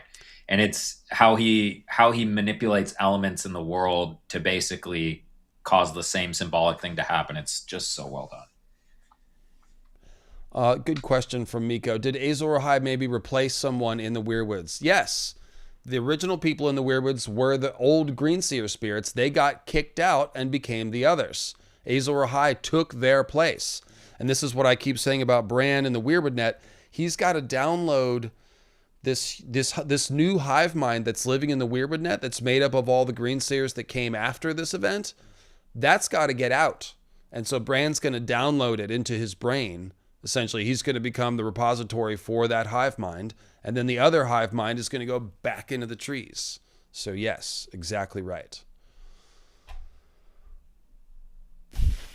Okay, so we talked about Diana Dayne and Diana being a moon goddess. I never thought about that. That's so obvious. Yes. Yeah. That's great. Because, the Danes are like, they represent the falling stars. And the falling stars came from the moon. And so Diana Dayne, her son is an egg. Yeah, that's great. And what Dave's referring to is if people are more familiar with Artemis, she got kind of syncretized with a Roman goddess, Diana. And people basically think of it as Roman Artemis, but it's a little bit different. The point is, she's a goddess of the hunt at night and the moon.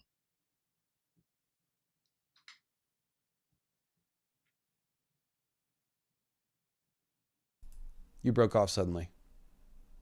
Oh no, that was it. She's a goddess of the night and the moon. Oh, okay. It sounded like you were okay. Oh, sorry. Too much momentum. So the other thing I wanted to point out before we get into this other little bit is, so in this first one, Ashford Meadow, it implies the crossing of a river, Ashford.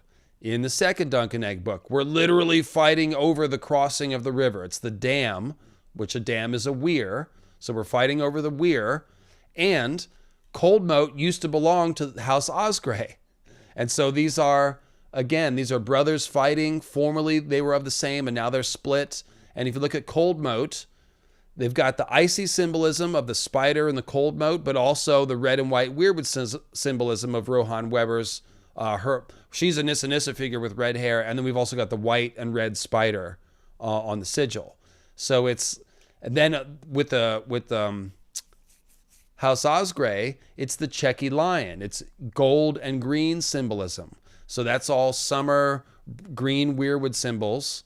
And then on the other hand, we have this Azor Ahai fiery stuff, and Nissa Nissa trapped in the weirwood net, just like Rohan Weber's trapped at Cold Moat. She's kind of a prisoner of this marriage agreement and stuff. And Dunk's got to kill Long Inch so that she can be free to marry Eustace Osgrey and reunite that which was sundered, right? That's the whole plot. It's like, honestly, the best example of what we need to do to fix the Long Night might be the Sworn Sword. But the thing I realized is that even in the third book, we still have the same fighting over a river crossing, because the Blackfires are crossing the Narrow Sea to launch another rebellion. And so the Narrow Sea becomes the river, and we've got these two formerly the same people, but now they're split, Targaryens and Blackfires, fighting over the crossing. And of course, go ahead. Well, and when you told me that on the phone, I was like replaying that because I hadn't thought of that before. It's also happening at White Walls, because White Walls is meant to represent the White Wall, the wall, which is essentially a river crossing. It's giant, frozen river. Icy, yeah.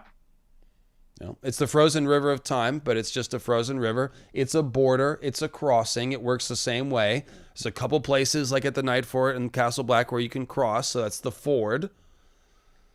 It's also just all of them are representing the river Styx.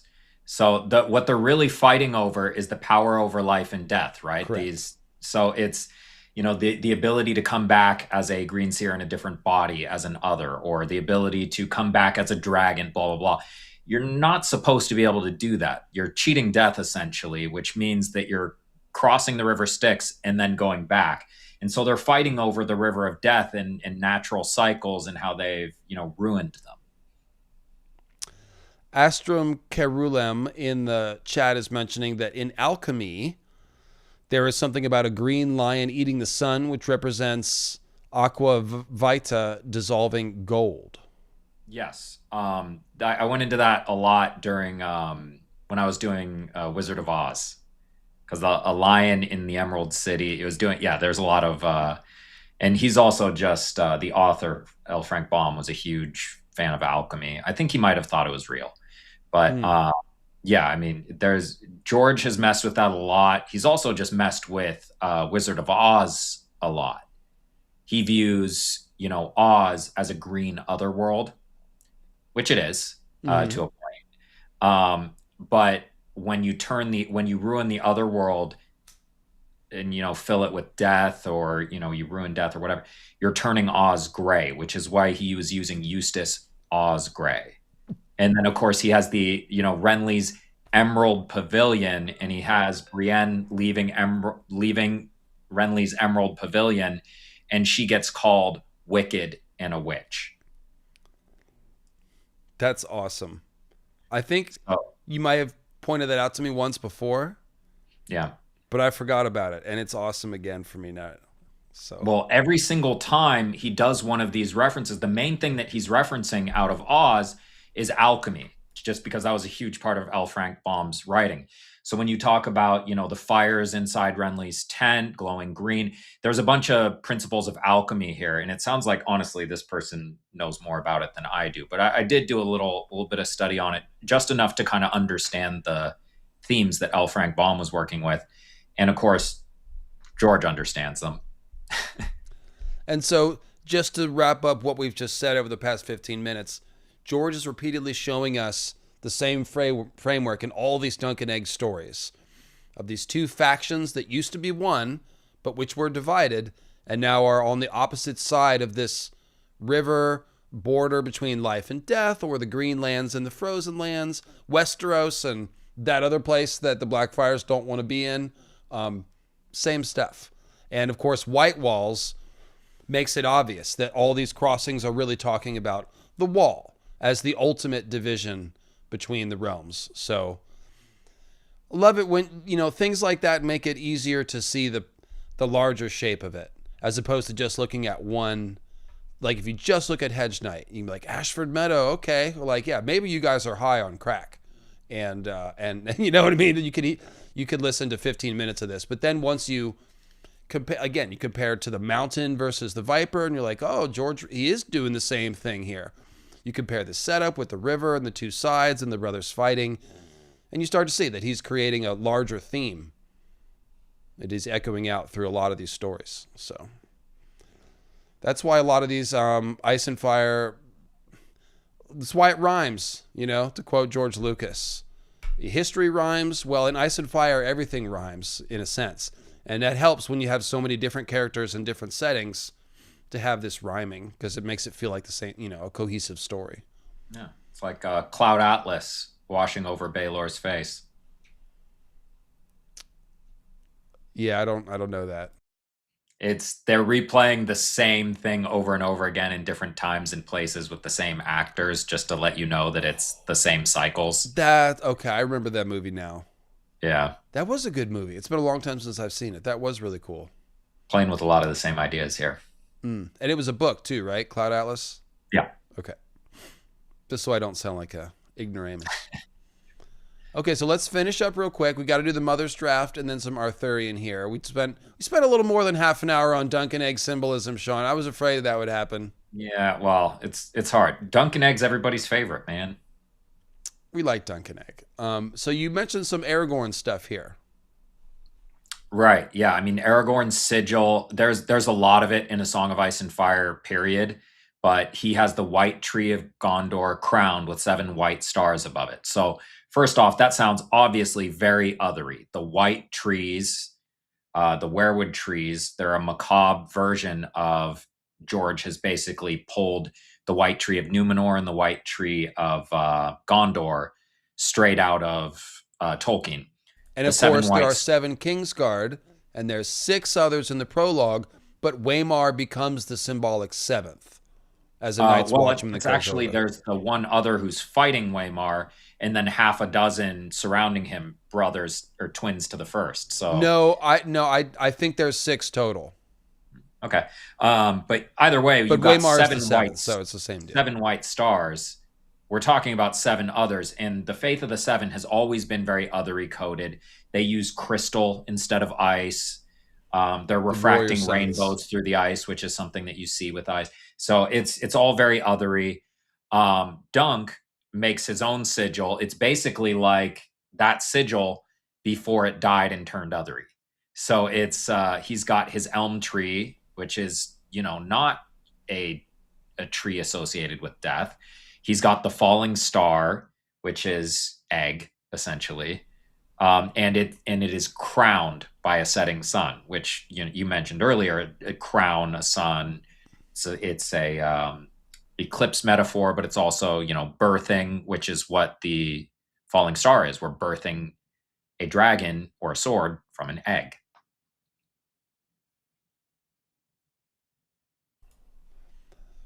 So that's pretty cool because, at once it reminds you of the Danes. The Danes are the Numenorians, just like Dunedain, Edain, Edain. And they have the falling star, and they have the white and purple symbolism. And then, but here we see that, actually also the others are kind of inspired by this. And Arthur Dayne becomes a Kingsguard and represents both ideas here. So that's pretty cool. I'd never thought about that before. Well, and obviously, we can all see Jon as a ranger in the north being very much like Aragorn. He's also a secret king like Aragorn. That's all very obvious. But seeing it in Egg is a little bit more understated. But he's also, Aragorn's hint at his identity, the only hint, is the Ring of Barahir, which is, passed down through the Númenórean kings. And of course, like, we have Egg doing the same thing. He has a little Targaryen signet ring from Maekar.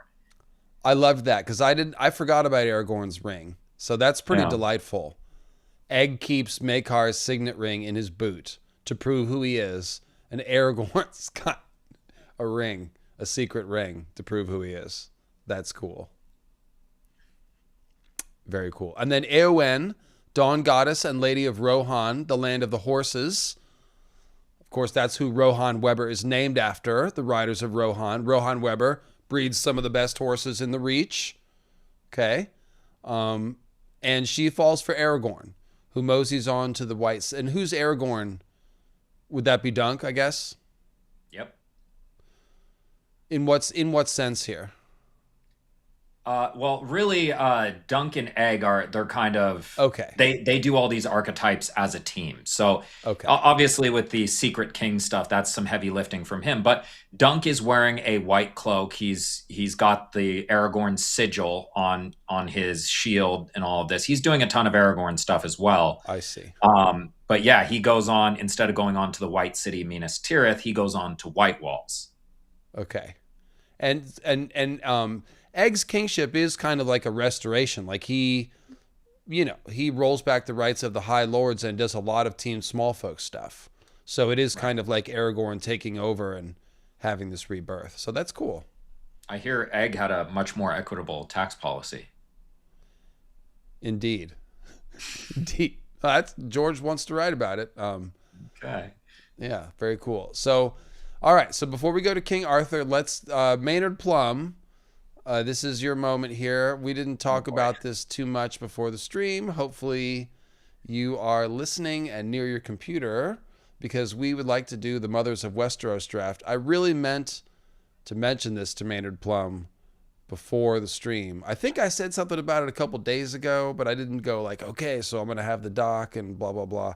Maynard, if you would message me whenever you are ready to update this Mothers of Westeros here roster, that would be cool.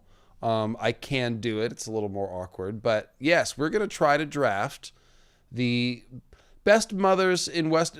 The way that I'd like to frame this is, who would you want as a mother? That makes it a little more interesting. Doesn't have to be the overall best mother, but just who would you like as a mother? And Chad, obviously you can chime in on this.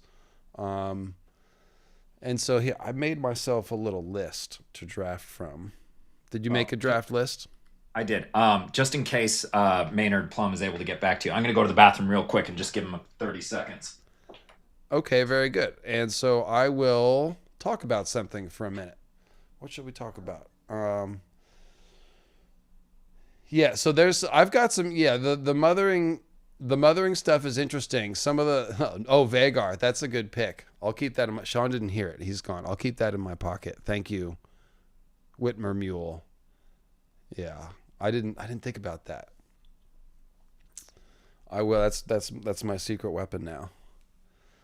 So yeah, happy Mother's Day. I will just say that real quick. And, happy Mother's Day to obviously all the mothers and grandmothers and aunties and things, big sisters. But I'd also like to include single dads on that list. I was mostly raised by my dad, and he mothered me a bit. And so I'd like to give him a shout out as well, because in a sense, mothering is really caretaking, right? Nurturing, caretaking. And in that way, anybody can mother somebody else. And so, yeah, shout out to the single dads too, but mostly the mothers and the grandmothers and the aunties. And like I said, the big sisters. Visenya is all those things. And let's see here. I am, like I mentioned, just real quick while I'm waiting for Sean. Videos coming up. I mentioned Dothraki Part 2. That's going to be coming along potentially right after First Men. So this will be in either 3 or 4 weeks. So at some point in the next couple weeks, rewatch Dothraki Part 1. I've got to do that to remember what I said. And then we will do Dothraki Part 2. I'm also thinking about doing an updated Moon Meteor Theory video before the season.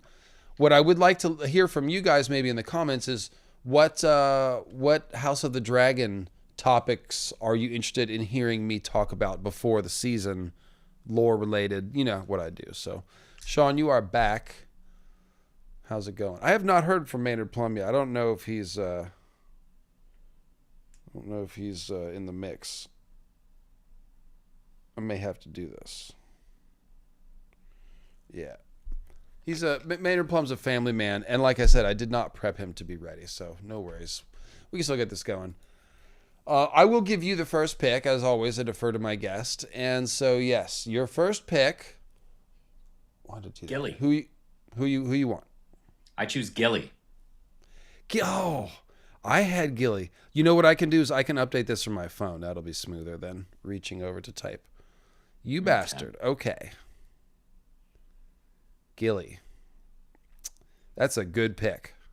She's fighting others and whites and ravens and, running cross country to save that baby. And then she has to swap it and raise somebody else's baby, and she still steps up. She's a fantastic mother. And I love that line where she's like, I'm Craster's wife and a mother. And it's like, yeah, it's twisted and messed up, but I'm a mother, damn it. You'll give me some respect.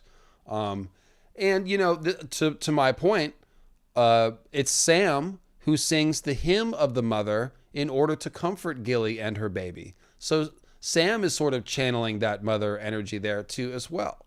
Kind of like when Sansa sings the hymn of the mother to comfort the Hound. And as I pointed out in the Hound stream, Hound is literally still that 6-year-old boy that got burned by his brother that no one felt sorry for and no one stood up for. Everyone just covered up Gregor's crime because he was going to be a knight. No one ever nurtured. Okay, we've got Maynard Plum in the mix now. Great, I'm off the hook. And so you have stolen. I'll go back to my draft. I need my draft list. Gilly, that was a great first pick. You bastard. I'm gonna go with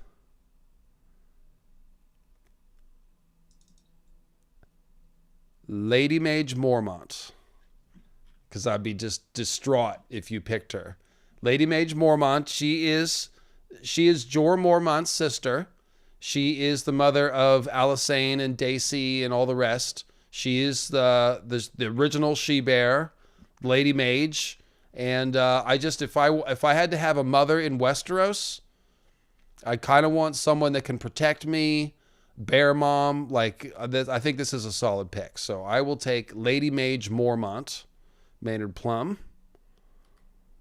And it is now your pick. All right, I'm going to take Melissa Florent, or Melissa Tarley, as her married name is. Is that Sam's mom? It is Sam's mom. You're just locking down the whole Sam family structure here. Yeah. She's, she has limited ability to protect Sam in this, but she loved him no matter whether he was, what an idealized son should be in Westeros or not. She loved him exactly the way he was. She read with him. She cooked with him. Like everything, she just enjoyed and loved him. He was her special little boy. And he tried to protect her. She tried to protect him, rather, from Randall. Even Randall, he was not willing to do anything openly against Sam because of her. He would have had to pretend that he fell off his horse during a hunt. Yeah.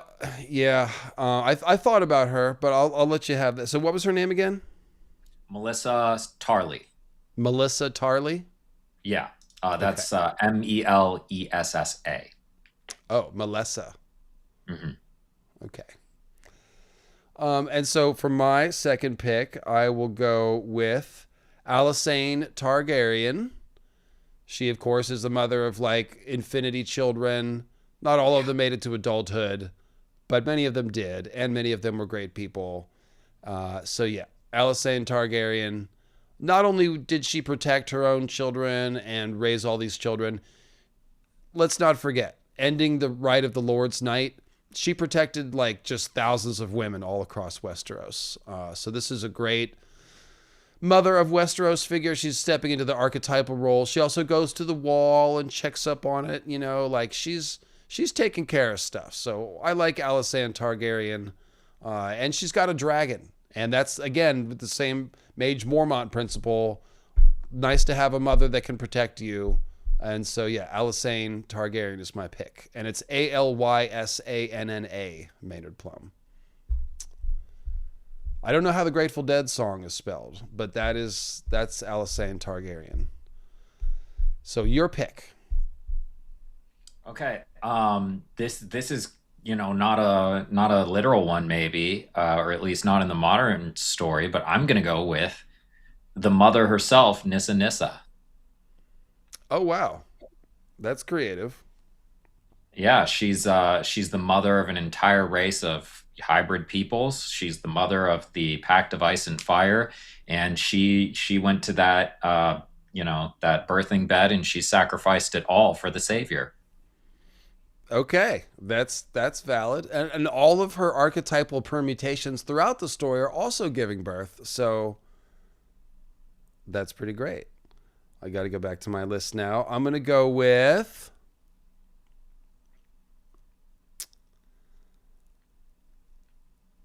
Ashara Dayne, a.k.a. Diana Reed, who raised two fine children, Jojen and Mira, in the swamp with Howland.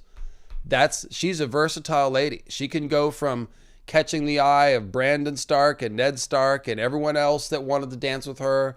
She can live in Starfall. She can troop around with Rhaegar and help him plot. Or she can move into the Crannogs and be totally happy and content with her sweetheart, Howl's Moving Castle Reed, raised two great kids. So yes, I will take Ashara Dayne, a.k.a. Diana Reed, because we all know that's who she is.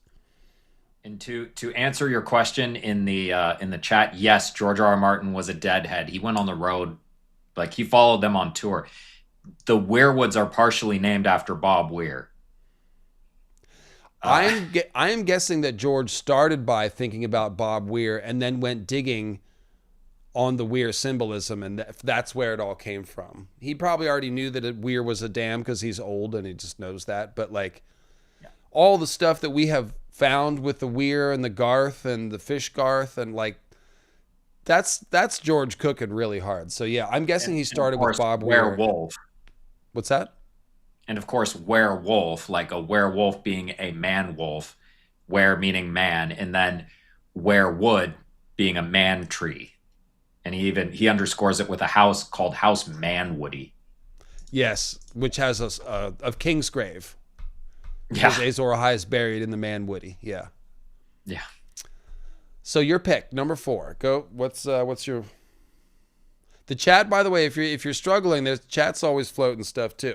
Oh no, I've got a list. I'm worried about order because I don't want you to steal any of them. So I will surely do it. I'm going to go with Daenerys Targaryen, the Misa. Okay. She's the mother of dragons, but she's the mother of her people as well. And she takes care of them and she protects them with her dragon nature. I like it. I've made those points many times on this channel. And she's doing the Nissa Nissa Echo.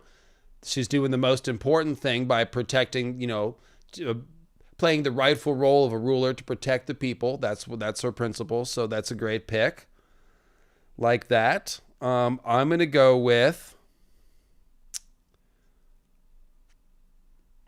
because I do want to steal from you, I will take Olenna Tyrell. And she is not only a mother, but a grandmother. And she is kind of mothering the entire house of Highgarden, still taking care of that stuff. And we see how smart and effective Marjorie is. That does seem to be mostly a credit to Olenna. She's got the left and right giants protecting her. So although she's not a mage Mormont or a dragon rider like some of these other people, she can certainly keep you safe. And she's just, anyone that can live that long in Westeros and raise that many kids, again, kind of like Alysanne, become a grandmother of all these generations and stuff. That's pretty awesome. That's a big part of what motherhood is about. And she's the Queen of Thorns. So she's a queen. She's doing the Nissa thing. She's an old lady, but she's tiny, just like Bedwick and Arlan, like we were talking about. And she's between the teats too, with those two giant man mountains. But she was on my list. So if that makes you feel better, you got one. That's the only reason I picked her, really. Yeah. Go ahead. She, like, everything else aside, she would be entertaining. Like, that's the one I want to be around. She would, right? Oh, that was the other thing I was going to say. Is like she'd be tough, but you'd grow up right. You wouldn't she'd beat the BS out of you with her soup spoon or whatever. And let's be honest, we all need that. BS. It's better to have that than not. So, yeah. Oh, real quick. Yeah, mold culture. She is doing a Grand Maester Pycelle routine where she plays up her frailty so that people underestimate her. Yeah, she definitely does. We all know she's shagging Moonboy. That was one of my favorite things we figured out on a live stream ever, was that she keeps Moonboy around because Moonboy is not totally unuseful. Like, it's spelled out in that dialogue. It really is. Okay. I threw you off with that. Sorry. No. It's not you. It's actually somebody mentioned one of my next ones in the chat. So now, before it gets stolen, I gotta say Old Nan. Okay, yeah, she was on my list too. Yeah. Yeah. Same principle. Beat you with the soup spoon. Tells good stories. Tough as a boot. Yeah. Probably gentler than Olenna Tyrell, but you never know. I wouldn't say so. No. I wouldn't guess that. So I'm gonna go with. I've got 3 picks left. I'm gonna take Rhaenyra, because no one saw it coming. So, look, I've had my criticisms of Rhaenyra, but as a mother, dragon rider, okay, lots of kids, multiple families, loves all her kids, doesn't matter who the parents are, weird family situation, politics, marriage, doesn't matter, loves all of her kids. You can tell how torn up she is when her children start dying in the war. She has a lizard baby. That's cool. Dany, same thing. Lizard baby. Extra points for that. And I think it's also coming through on the show a lot. I'm not entirely talking about the book character. Like, one of the greatest things about Emma Darcy's portrayal of Rhaenyra is that passion, how deeply she cares for her kids. So, yeah, I thought about it for a minute and I was like, you know what? She is a great mother. I'll take Rhaenyra. Well, I got 2 left. I don't think they're going to get stolen, so I think I'm safe to go with Willow Heddle. Oh, okay. That's a great pick. I like that. Yeah, she's kind of taken in all the orphans of the Green Fork, not to be confused with the orphans of the Green Blood. And she's just watching over them, trying her best to protect them from Rorge and Biter and all these psychos. She's like 13 or 14, but she's acting like a grown-up because she's the oldest one. And that's like... Right. That's kind of the central nut of it, of taking care of, mothering. It's like, it's because it needs to be done, and you're the person that's there, and so she's pretty awesome. And Dany is 13 when she becomes Mother of Dragon. She's like 14 when she becomes Misa. Like, she's had to do a lot of leading, and there is, a leadership quality to being a mother in these times. That's cool. I like that. So once again, Willow. What? Oh no, I support it. Giant font Willow Heddle. Okay, that's probably something embedded in the document, like one space of weird font. Okay, so I'm gonna go with.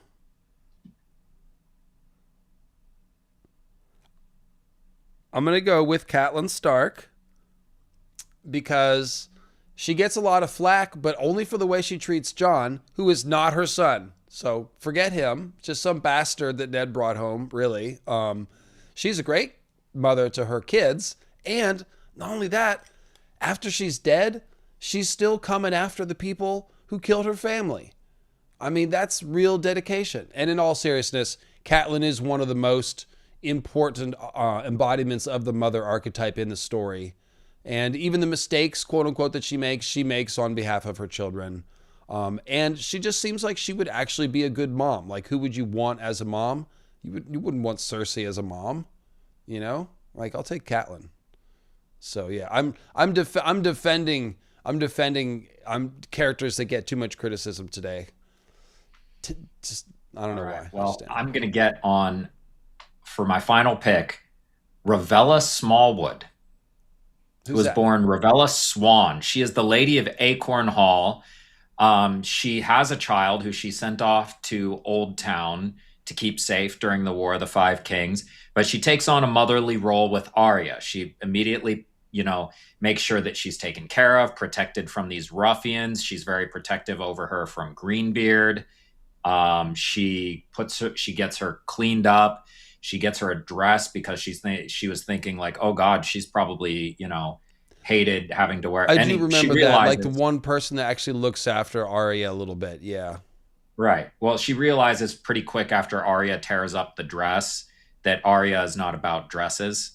And, she does not get mad at her for ruining the dress. She just immediately goes and gets her something she's more comfortable in, a leather jerkin. And she's the accepting mother that Arya didn't have in Catelyn Stark. Very cool. Okay, so for my last pick, I've got a joke pick and I got a real pick. My joke pick, Asha Greyjoy. She's always talking about how her knife is her suckling babe, but she keeps it between the teats, Sean. And wouldn't you like to live there? Sorry. Boo. Boo. We know who you'd love, and she's got a little bit of, you would take her to an EDM. I just want to be that knife. Yes, I would. I just want to be that knife, But it is the same symbol that we've been talking about. The knife, the Nissa knife. Visenya is my real pick. Yeah, the chat is calling for it. That is the Mama Direwolf. That's another good one. Yeah, Mama Direwolf. I'll take Visenya. People in the chat were saying Vhagar. But Vhagar just kills. I did think you were going to do Nana Vhagar. No, Nana Vhagar, that's more of a routine. She doesn't really do any mothering. Visenya, though, Visenya rides for her son. Better or worse, she really does. I mean, so, again, in Westeros, it'd be cool to have a witch mother. And here's the real thing. Visenya wanted a son so bad that she did parthenogenesis. She cloned herself with some sort of weird blood magic and created Maegor. She should be number one. That's the most incredible thing that any mother in Westeros has ever done. She conceived by herself. If I had let you take Daenerys, more than half of your mothers would have been lizard baby moms. I do have a type.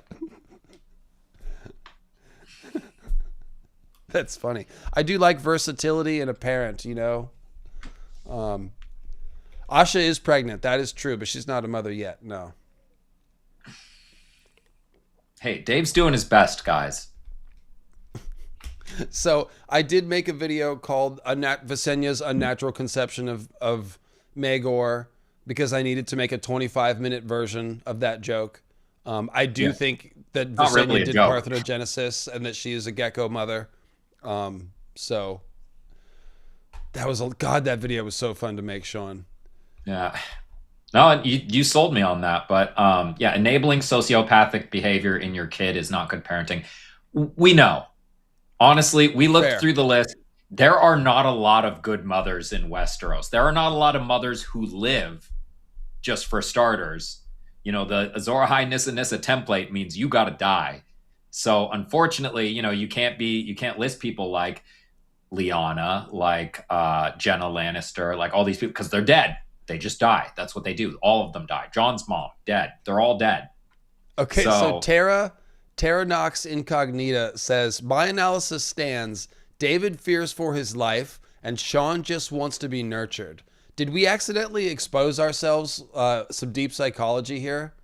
Oh God, did I do therapy accidentally? I feel undressed here.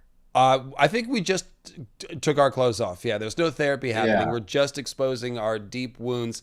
It's true. I fear for my life. Look at this list. I'm terrified. Yeah, no. If we're looking at, my self-destructive 20s, then it's not my life that I fear for. But yeah, somebody was saying in the chat, I bet Sean is a cuddler. I didn't realize that's what they were referencing. I'm a cuddler too. I'm just, I guess I'm scared. Yeah, the world is a crazy place, man. I'm not going to defend my picks, all right? I'm just going to stand by them. Comment God, of the we gotta year. move on Thank to you for Arthur. that, I think. We got to move on to Arthur before people learn too much about us. Okay, yeah. And I know you need to, when's your video coming out? Oh, we have an hour and a half. We're good. Okay. We got time. Okay. Not that we're going to take all of that time. What's going on in the NBA? There's a playoff game right now. Check God, in. the Knicks are just okay. 26. Oh, it's Minnesota and San Antonio. We got to finish. That's the good one. 26-25. Okay, you guys are on borrowed time. Lancelot Dulac. So yeah, I went into this in detail because this is really more than he uses King Arthur, he uses Lancelot because Lancelot is that gray character that fits a lot better in George's world. So he has based a lot of characters on Lancelot, and then he's given a lot of characters Lancelot-esque arcs. So I felt like I had to go through some very basic bio for Lancelot here. So he was the orphaned son of the king of a lost kingdom that sounds very French but is not France.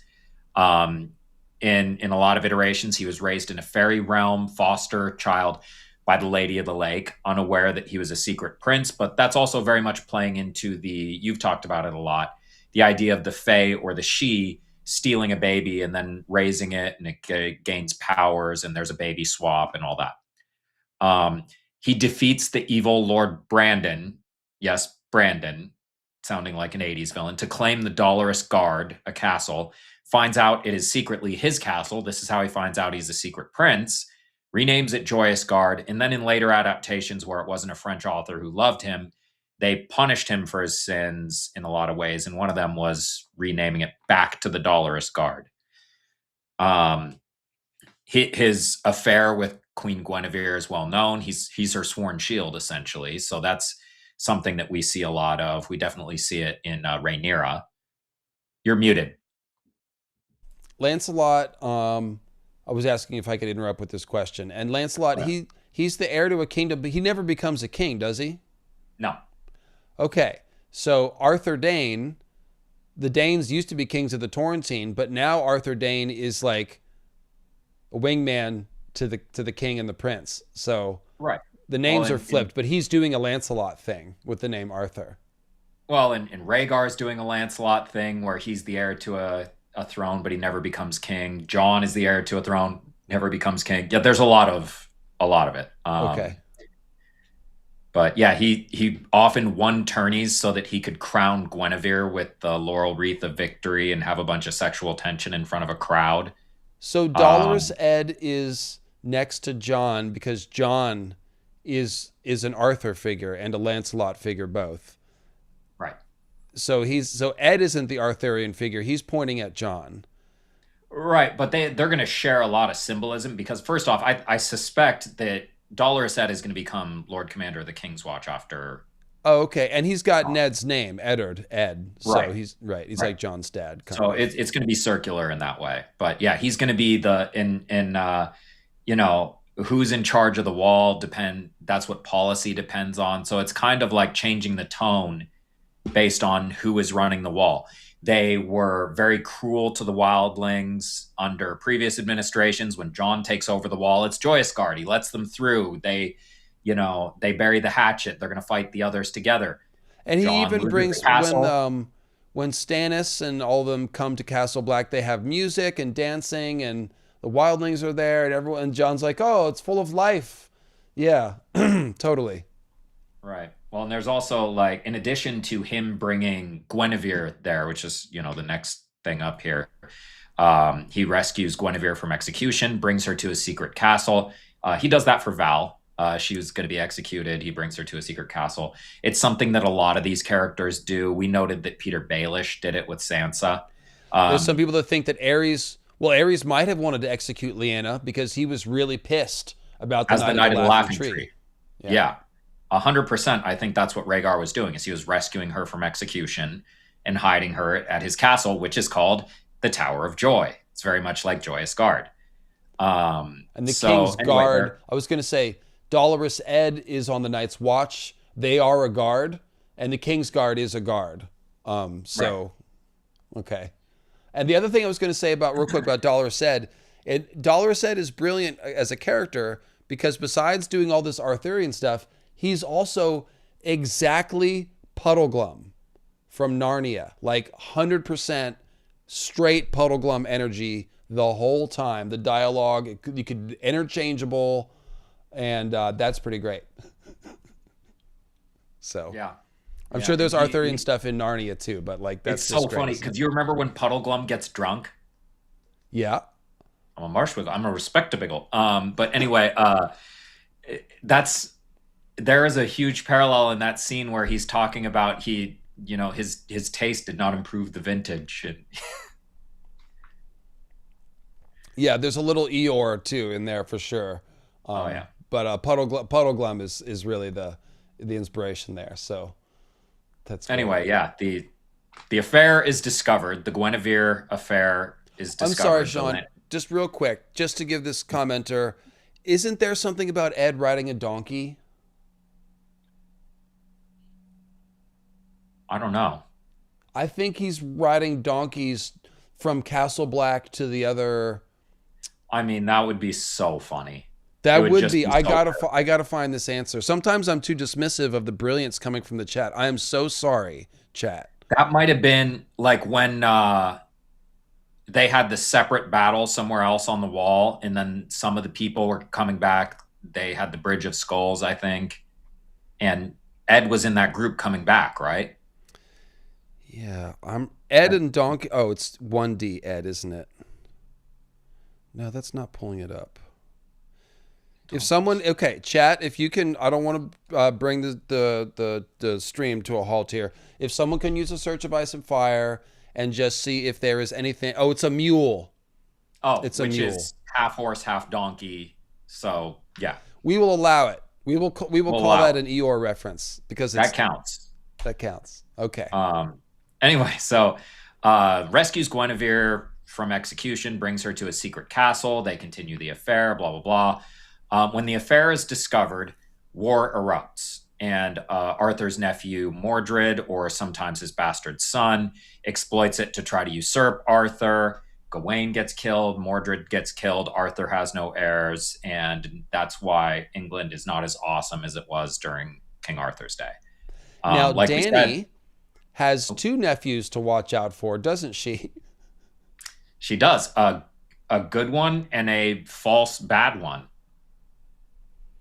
She's got her nephew John, who is going to be both her heir and her lover, which is gross. But then she's got Fagon, who is the Mordred figure here. Anyway, John also may have been conceived on the Isle of Faces, and wasn't Mordred conceived on the Isle of Avalon, or born there? I'm sorry, I'm so lost just from reading all the different versions, but God, I'm trying to remember who even his mother was, because there's a common misconception that it's Morgan Le Fay is Mordred's mother, and that's never a thing. That's not a thing until modern times. They just kind of threw the two biggest, baddest, most notable villains together. So I don't know, but another important thing, and this plays into something that you've talked about a lot, is Lancelot as the Knight of the Cart. The Knight of the Cart? Yes. So Lancelot is the knight of the cart. That's what he goes by. And he's also occasionally disguised, with his horse dragging a cart or him in the back of a cart, blah, blah, blah. He's the knight of the cart. There's a better reason for it. Oh, Egg hides in the cart, doesn't he? Right.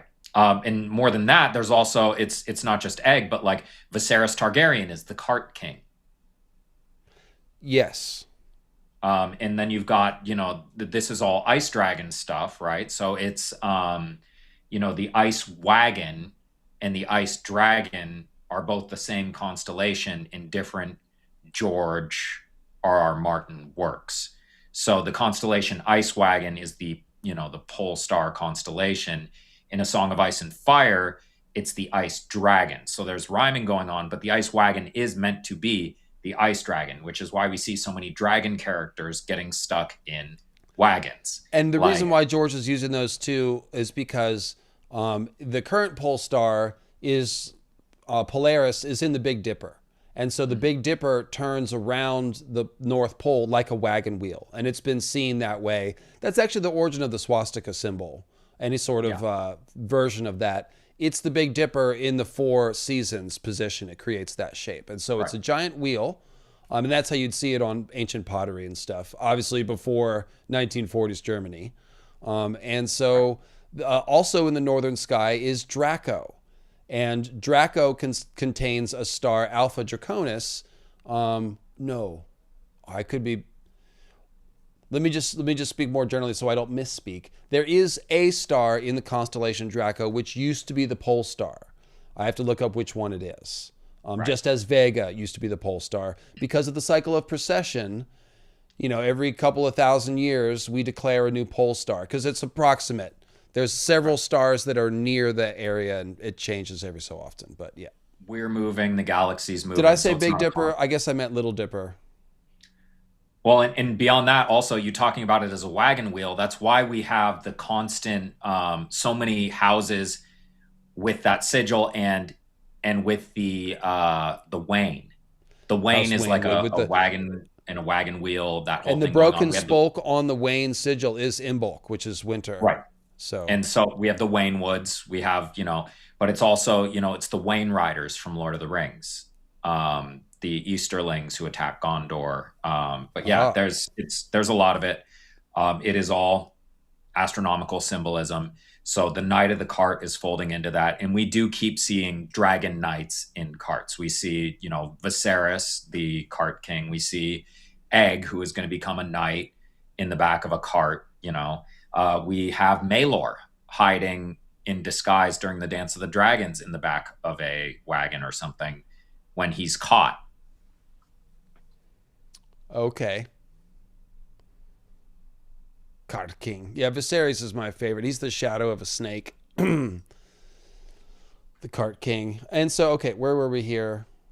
So some of that comes, so that Lancelot is the Knight of the Cart. Okay, that's cool. Right. We mentioned Rhaegar. So he wins he crowns the betrothed of a man who would be king. He sort of cuckolds Robert in that sense. Yep. He is taking Lyanna to the tower, rescuing her from an execution, potentially, like we said. And he likes to play the harp in disguise, making him a secret prince. Yeah, you invented that. He doesn't play the harp in disguise. He just plays the harp. Oh, he does. Barristan said that he used to go out in disguise in King's Landing and play the harp for the small folk. Oh, I didn't know that. Yeah. That's very charming. Yeah. I take it back. I take back everything I said about you last week, Rhaegar. Okay. And so Jaime, obviously, Lancelot ties into this. To explain this bit. So the entire Lannister house is built on cuckoldry, right? We have Lan the Clever cuckolding the Casterlys in order to create House Lannister, which is linguistically derived from Lancelot. And they share a lot of the same motifs. They share the same colors. It's all the entire house is very Lancelot coded. And they're all doing cuckold stuff. All of them. Even Tyrion, when he gets Shay, they take Shay from another knight. So it's like he cuckolded the other night. And then his father takes her from him. Yeah. Yeah. Cersei is cuckolding Robert with Jaime and cuckolding Jaime with Lancel. And like you said, Tywin is cuckolding Tyrion with Shay. We have Jaime cuckolding Robert with Cersei. All of them are doing it. And literally Lancel Lannister, like just to make sure we get it. Right. And he's really just an extension of Jaime's symbolism. And we get that hammered through very early on, that he looks like Jaime, and Cersei saying that's why she was even doing it. It's her narcissism, really. Yeah, and then he marries somebody from House Derry. Their sigil is the plowman who drags a cart. Yes, I did not put that together, but yes, Gatehouse Amy. That's great. I have contributed to the Arthurian section, ladies and gentlemen. Let it be said. Let it be noted. She's actually a Frey, which is another reason why she's called Gatehouse Amy, because they're the gate. I bet she'd towers. be a good mom too. She sounds like, Anyway, or maybe I'm thinking of Roos's wife, Fat Walda. That's Walda Frey. Yeah. That she'd be a good mom? Oh, okay. She just, I mean, she charmed Roose Bolton. Can't be easy to do. That's incredible. It's like getting blood from a stone. Lancel's arc repenting his sins and joining the faith militant is basically a sad version of the later depiction of Lancelot being punished for being an adulterer and shown to be unworthy with religious undertones in the Grail Knight story, which is why we had to invent Sir Galahad, the Pure, right? Right. And Galahad is actually a bastard son of Lancelot. So Lancelot was actually, there was some magic trickery involved where he ended up getting who he thought was Guinevere pregnant, but it wasn't. There was a glamour involved. This happens far too often. But anyway, the resulting child was Galahad, and even though he's a bastard, he contains none of Lancelot's flaws. And that's kind of a theme we see with people like Jon is, supposed to be a bastard, but he's doing the right thing in all these situations. He's kind of upholding this ideal. Dunk says, more than like you're squiring for a bastard, but he's the one who's the knight who remembers his vows. So we're getting a lot in. And of course, he's connected to Galahad through Brienne, their shared lineage, their same archetypes with magical swords, and Galadon of Morn. Oh, right. Galadon, Galahad, the perfect knight. Yes, I've talked about that before. Yeah, right. Yeah. So it really is. And this is why George is a friggin', like sometimes people are like, oh, we just copied this. Be like, okay, but he copied Numenorian stuff for House Dayne and Great Empire of the Dawn, sure, and then juxtaposed it with like 17 other things and skillfully wove them all together to make his original story. So, I mean, feel free to do that and make a best-selling series if you want to, if you could do that, but I think it's pretty cool. Yeah, anytime I think that maybe someday I could be a writer, I just, read a little bit more George R.R. Martin. I'm like, yep, not there yet. But he's like, 70 when he started writing this shit. So he's like, had a long time to amass knowledge. We have time still. Whole life working. Yeah. Let's see. I'm only 70. That's like 7 years away. I'll be good. Littlefinger as Lancelot, Peter Baelish, obviously cuckolding Jon Arryn. Who, along with his whole house, Artus, Arryn, are Arthur figures. Oh, right. So Artus, Arryn, he's like a conqueror from across the sea. Well, but Arthur's defending against the Saxons. So it's kind of like an inversion because he is the Saxon. It depends on which iteration. Yeah. So he conquers the early iterations of King Arthur are of him as a superhuman warrior, kind of like a Robin Hood with a band of, other warriors. It's very Beowulf-like, actually. But then later on, he becomes more of a conquering king, and he conquers a bunch of places that he absolutely could not have conquered because we have history books. But, he conquered parts of the Roman Empire.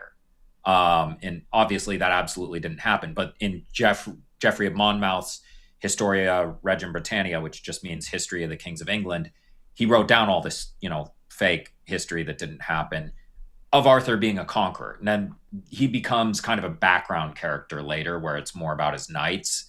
But in the early iterations, he's conquering most of the world. So That's interesting. Okay. yeah, I still think it's an inversion though, because like the Andals are so clearly analogized to the Saxons.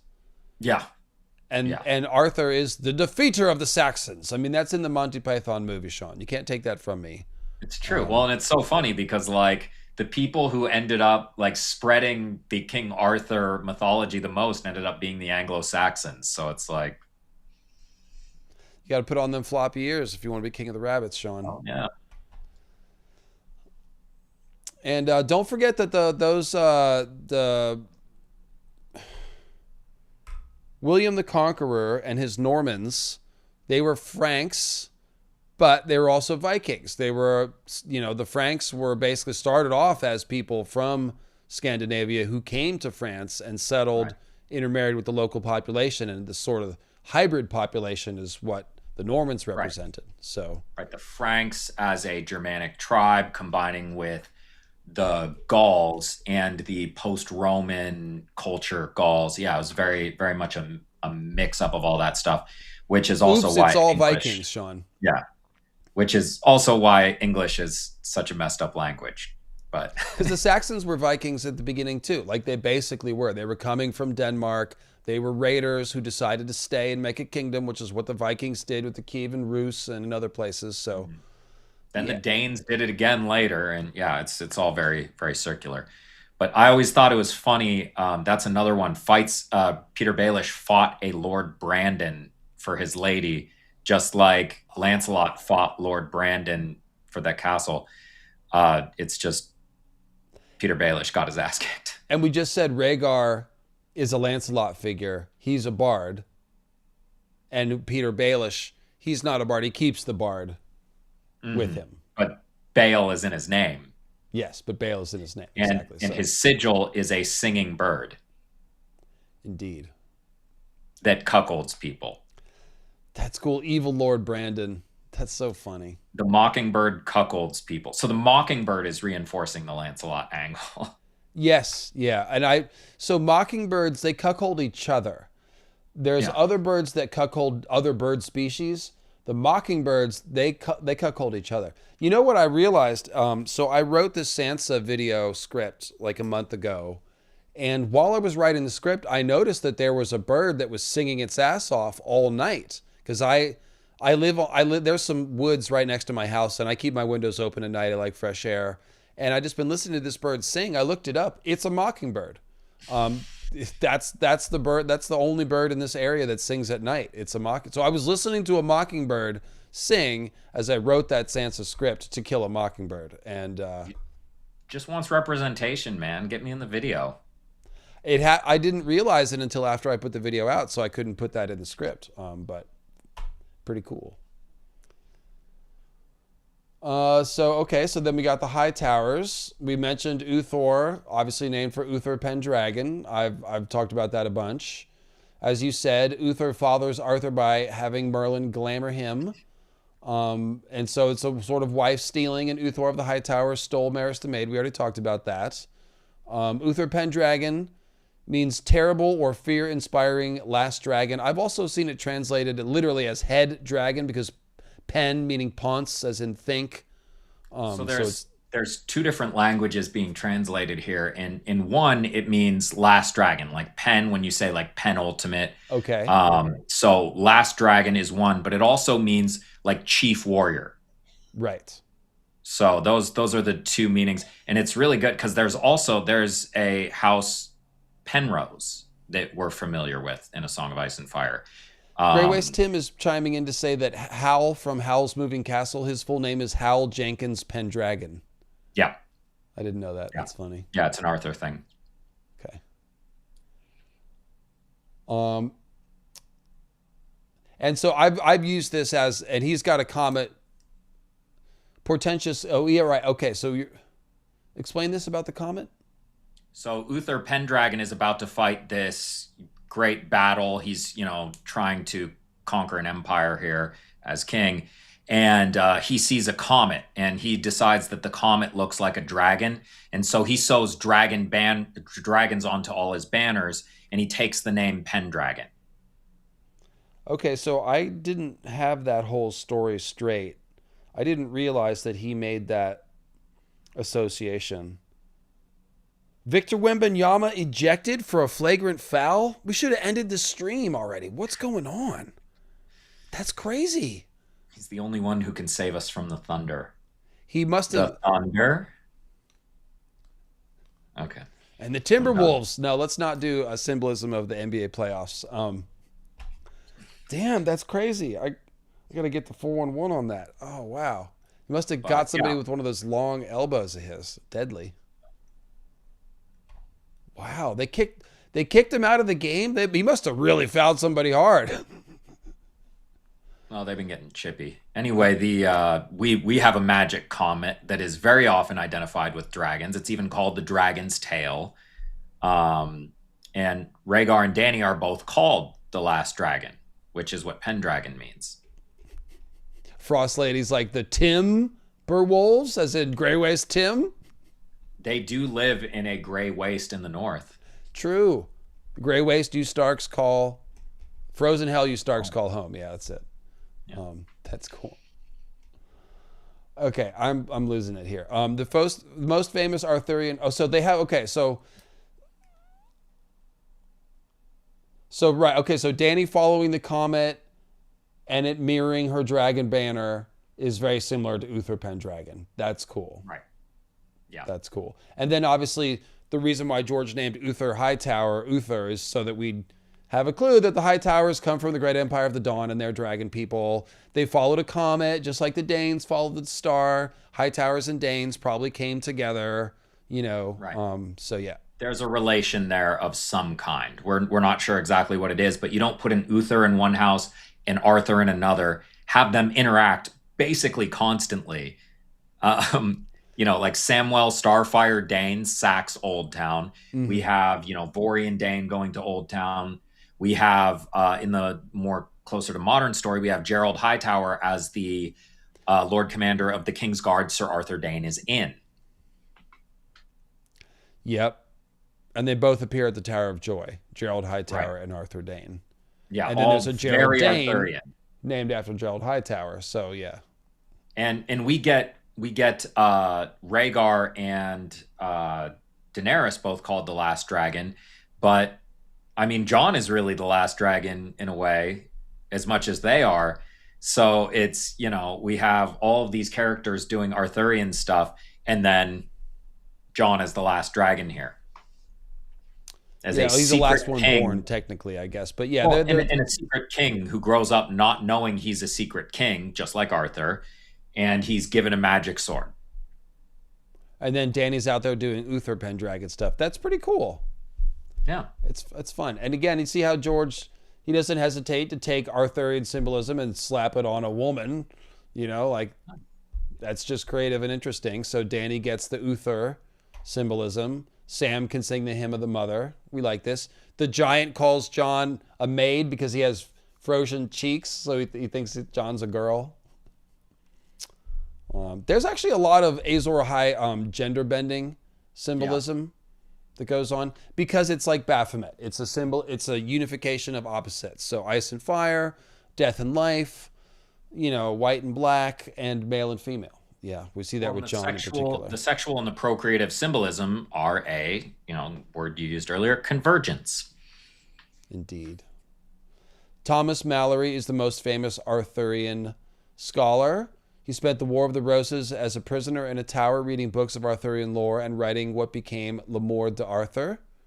And then I liked this. I'll let you deliver this. This is good.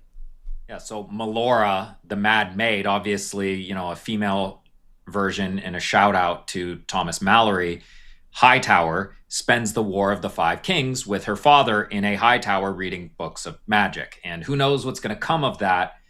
But if you're following, you know, I mean, everything else aside, Hightower, or the Old Town, is where the Maesters come from. So if Sir Thomas Malory was, writing about King Arthur the whole time, and so a history comes out of all of this. The same thing's going to happen from Old Town. The Maesters are going to write a history about all this. So, and then there is a Maester named after a different Dayne. Well, he's just a historian, I guess, not really. Well, so Sir Paramore the Twisted was a son of Uther Hightower, and there's several different Arthurian characters with similar names to Paramore. And then also a paramour, like a P-A-R-A. So it's, the gender bending thing again. But his brother founds the Citadel because basically for Paramore the Twisted, because he's a cripple who is a scholar and everything, but there was no mechanism for it. And so that's cool. So Melora the Mad Mage, she's reading books in the High Tower during a war. And I guess, Malory did both. He read and then wrote. And look, right. Melora might be writing some new spells in the spell book. Let's not put that past her. All High Towers are Arthurian because of Uther, but Gawain Hightower also carries the Gawain and the Green Knight symbolism. Gawain fought for the Greens in the Dance of the Dragons, making him both Arthur's nephew, Sir Gawain, and the Green Knight. That's cool. That's obviously why I'm wearing this costume, because I knew eventually we'd get to the Green Knight. We're familiar with Renly as a Green Knight, but he's more like a Green Man. Even though he's labeled the Green Knight, he's mostly doing a sacrificed Green Man thing. What is the Green Knight story? Like, that movie was awful. I wasn't familiar enough with my opinion, of course. I wasn't familiar enough with the story to read everything that was going on in the movie, so it just seemed really slow and dry, and again, awful. Well, Dave, if you'd like to learn about Gawain and the Green Knight, in about 50 minutes, I have a video coming out telling the entire story of Gawain and the Green Knight. Anyway, so George does his fairly constant thing. You have these two people who are opposites, or a hero and a villain, and he kind of combines them into one character. So Renly is the Green Knight, and Gawain sort of, it's Gawain Hightower over here. Another big thing, Sir Gawain was the nephew of King Arthur and his heir. Gawain Hightower, we remember that Otto Hightower is not the main branch of House Hightower. It's Otto Hightower's brother who is the Lord. So Gawain Hightower is the nephew of Lord Hightower, who's, a king figure. The Hightowers also used to be kings. It's... And with them all being descended from Uther, we know what we're seeing here. Because if Arthur is the uncle, that still makes Sir Gawain, the grandson of Uther. And then we've got Gawain Corbray, who fights the famous duel with Daemon Blackfire, that is modeled after which fight is it? The Strife of Camlin, which is... where it's basically where everything comes to a head in Arthurian mythology. And it's very different in different iterations, but the kind of, pop culture understanding of it, which is what George is playing with, is that Mordred tries to usurp Arthur. Mordred being his bastard son. In earlier iterations, he's his nephew. Gawain is trying to defeat Lancelot. Because Lancelot is kind of responsible for all this after sleeping with the queen. That's kind of what starts the whole conflict. And he doesn't win, obviously, because that's Lancelot. He's good at this. And Lancelot, after he delivers a mortal wound, he stops the fighting, and he's very chivalrous about it. And he, sits down and hears Gawain's last words, and Gawain demands that he defeat Mordred and save the kingdom. And he does defeat Mordred, but Arthur also takes a mortal wound, and they carry him off to Avalon to heal, where he will eventually return when England needs him. And so that's very clearly an inspiration for George, and having Daemon Blackfire stop and, have Gawain Corbray taken to his maesters and stuff like that. And also, it wasn't Daemon Blackfire who he didn't commit an affair that plunged the realm into ruin, but his father did. Well, and he also he wanted to marry Daenerys Daenerys. So Martell. there's an implied, affair there, but it Oh no, didn't as Daenerys far as Targaryen that was married to a Martell instead. That's right. right. So there's and the Martells are royalty as well. So there's an implied affair, but he's combining Lancelot and Mordred themes. So it fits very well. It makes a lot of sense. Gawain blamed himself for letting Lancelot escape in the first place. And when Lancelot did escape with Guinevere, he actually killed Gawain's two younger brothers, Gareth and Gaheris. So, Jaehaerys? yes, Jaehaerys is named after Gaheris. And Gareth, yeah, we've seen this movie. But Cool. yeah, so Lancelot kills Garth and Gaheris, Gawain's brothers, and Gawain blames himself for not being there to stop Lancelot, and that's why he chases Lancelot down and is defeated by him, which is what happens with Gawain Corbray. He's in the Kingsguard, and he blames himself for not stopping Daemon Blackfire's escape from the Red Keep. And so he's the one who chases him down and has the duel with him for that reason. I forgot about that. Yeah. So then, okay, so we mentioned Arthur Dayne, and obviously Excalibur is a shining sword. And if you read the descriptions of it, it's like blindingly bright, like the sun.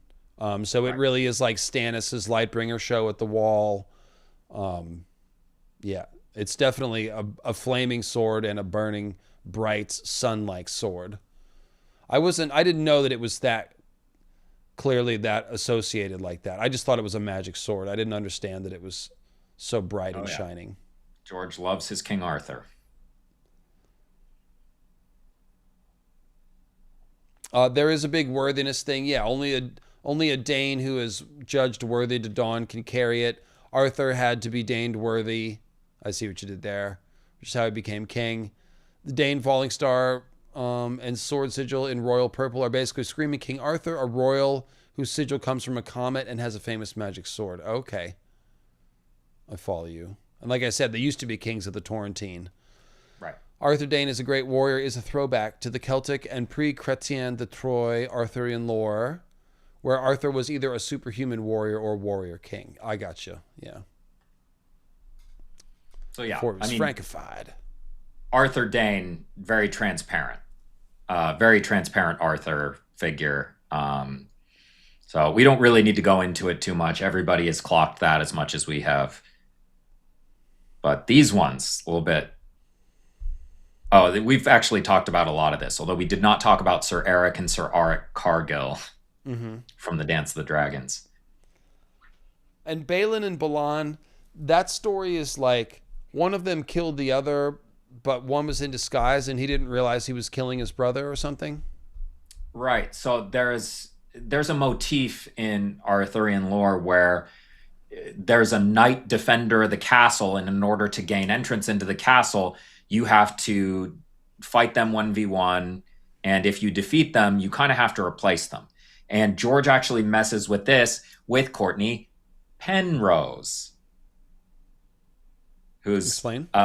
Penrose, like Pendragon. He's the last Rose King. He's playing a Rose King to the Baratheons, which Baratheon, a translation of it, is Rose God. So the Penrose are sworn to the Pen. So it's doing some Arthurian stuff, and of course, he is the one who tells Stannis, send a champion after me to fight 1v1 while he's trying to protect Edric Storm. So he's talking about he is the knight protecting the castle, demanding a duel in order for you to take the castle, and then, of course, put a knight in charge of defending the castle for dueling. So that is what happened with Sir Balin and Balan, where one of them was the knight of this castle, and Sir Balin had to get into it, and he killed him, but was mortally wounded himself, and so they both ended up dying. And it was very much like Sir Eric and Sir Auric, where one of them is also infiltrating a castle. They're brothers with variations on the same name, Uh-huh. and they mortally wound each other. We got a story of it in House of the Dragon. I thought that was a cool scene in House of the Dragon. Yeah. Yeah. There you go. And of course, Balin and Balan, how strongly is that correlated to like Oak and Holly King themes? Um, I don't know how much it is, but it does seem to. There's a lot of blood. Doesn't one of them feud. take the dolorous stroke? One of them gives it. So, Okay. so Balin is the one who, in later iterations, the one who gives the dolorous stroke to the Fisher King.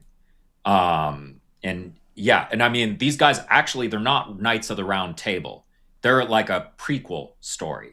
I see. So it's kind of explaining why a bunch of things are wrong in Arthurian lore, and then Arthur and his knights go out and fix them. And he's one of the people who screws a lot of things up. And one of the ways that he does that is through there's a lot of blood feud. So like Sir Balin is the one, he actually kills the Lady of the Lake. Oh, that's bad. Yeah, not That's great. not good. Yeah, it's a blood feud thing, which blood feud was it's a theme in Beowulf where it's a holdout from the old culture and religion. So it's a thing in Germanic mythology and culture, and it's considered not compatible with Christian culture and religion, so it has to go. So you have to defeat the idea of blood feuds in Christian stories, and so Sir Balin dying after defeating the Lady of the Lake is a way that they end blood feuds and kind of welcome the Christian culture into Arthurian lore. And there's probably a lot of Lady of the Lake symbolism in Ice and Fire when we think about Nissa Nissa as a weirwood net goddess. And there's a lot of Azor Ahai in it too, because he ends up being like a lady of the frozen lake. It's just yeah, he's kind of combined Satan with it because there is a kind of maligned aspect of it just because the Lady of the Lake is very obviously a fey character. She takes Lancelot and raises him in the other world of Anwin. So she's literally doing some things that are, Tuatha or she, and she becomes identified in the Christian tradition as like a fairy character.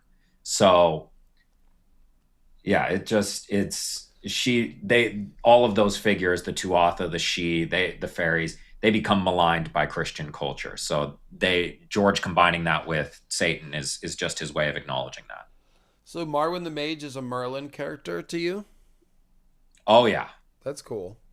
Yeah, Marwyn, Merlin, it sounds similar. He's one of the only scholars here who has anything to do with magic.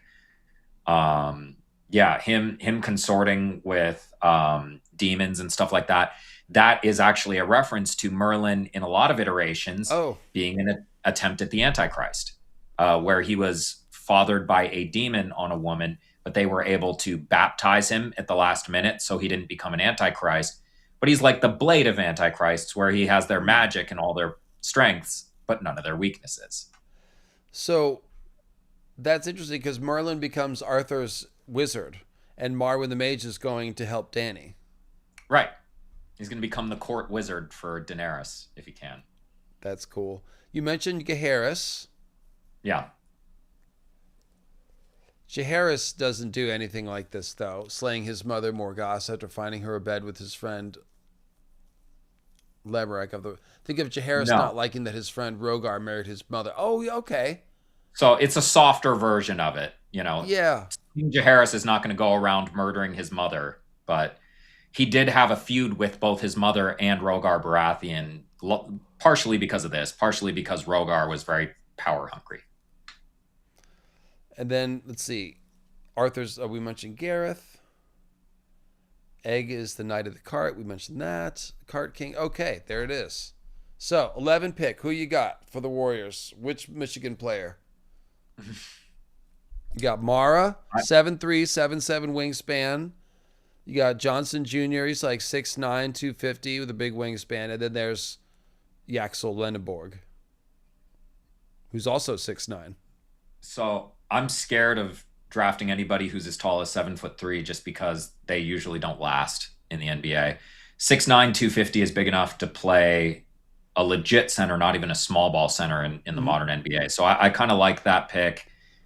We need a center. He's got a little bit of shooting ability too. It would be really nice, since Dre can't shoot, if we're going to run it back one more time, it'd be really nice if we had a little bit of a stretch center. Well, Lendeborg could really learn a lot from Dre too, because he's such a connector and an offensive hub. Honestly, I'd be happy with any of those guys. I think they'd all be useful for the Warriors. Yeah. Oh God. So you know the 6'9" meme? It's the 6'7" meme. 6'7", right? Yeah. Oh, okay. So what are you talking about 6'9"? Is it just because it's nice? Half the centers in the NBA are 6'9". Absolutely. A Kongwu, how tall is a Kongwu? Oh, Kongwu's 6'8". Yeah, he's a good center. Yeah, half the centers in the NBA are 6'9" or shorter. Yeah, Will Johnson, he's thick too. He's got long arms and he's thick. He could definitely play center. Yeah, and it's really like, it's not like you're contesting shots with the top of your head. It's not about your height. It's about your wingspan and your reach.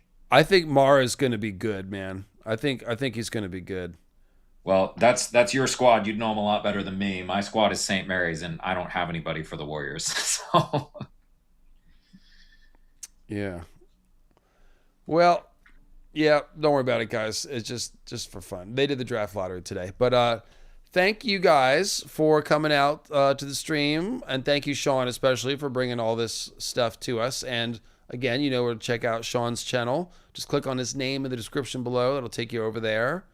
And he'll have a new video out in about 30 minutes about the Green Knight. So, yeah, and the name is ridiculous. In 30 minutes, it's going to be a live release. It is called Gawain's World. It's Not Easy Being Green. Brilliant. Love it. Multiple genre tie-ins. Very cool. All right. Well, there you go, folks. Thanks, everyone in the chat, for coming out. I do appreciate you. I'm not going to put murder in the title. So this week, it'll be the Horn of Winter calling the others video. Following week, we'll get the battles video back out. It'll be exactly a month before the show starts. So hopefully that'll be the right time. Then I'll have, again, First Men, Dothraki Part 2, What's Under Winterfell coming sometime soon as well. We're going to settle that. And we're not going to use crypts in the title because that's been done a lot of times. So, and also it's hard to say. Well, and how does a Stark zombie get out of the, under Winterfell? We'll have to find out. He crypt walks. What is it? He crypt walks. Oh. Jesus. Ba-boom. That's a perfect closer. On that note, thank you, Sean. And again, we'll look out for your video today. Run up the numbers for you. And we'll see you next week. I'm going to hit a landmark too. I'm going to pass I've probably already done it on this stream, past 2,000 subscribers. So my fledgling channel here, growing. Getting off the ground. Yeah, every 1,000 is something to celebrate for sure. Now you have two of them. Tens of thousands. Soon, Sean. Someday. Yeah. All right, guys. Well, I'll talk to you later. And that's it. Thank you.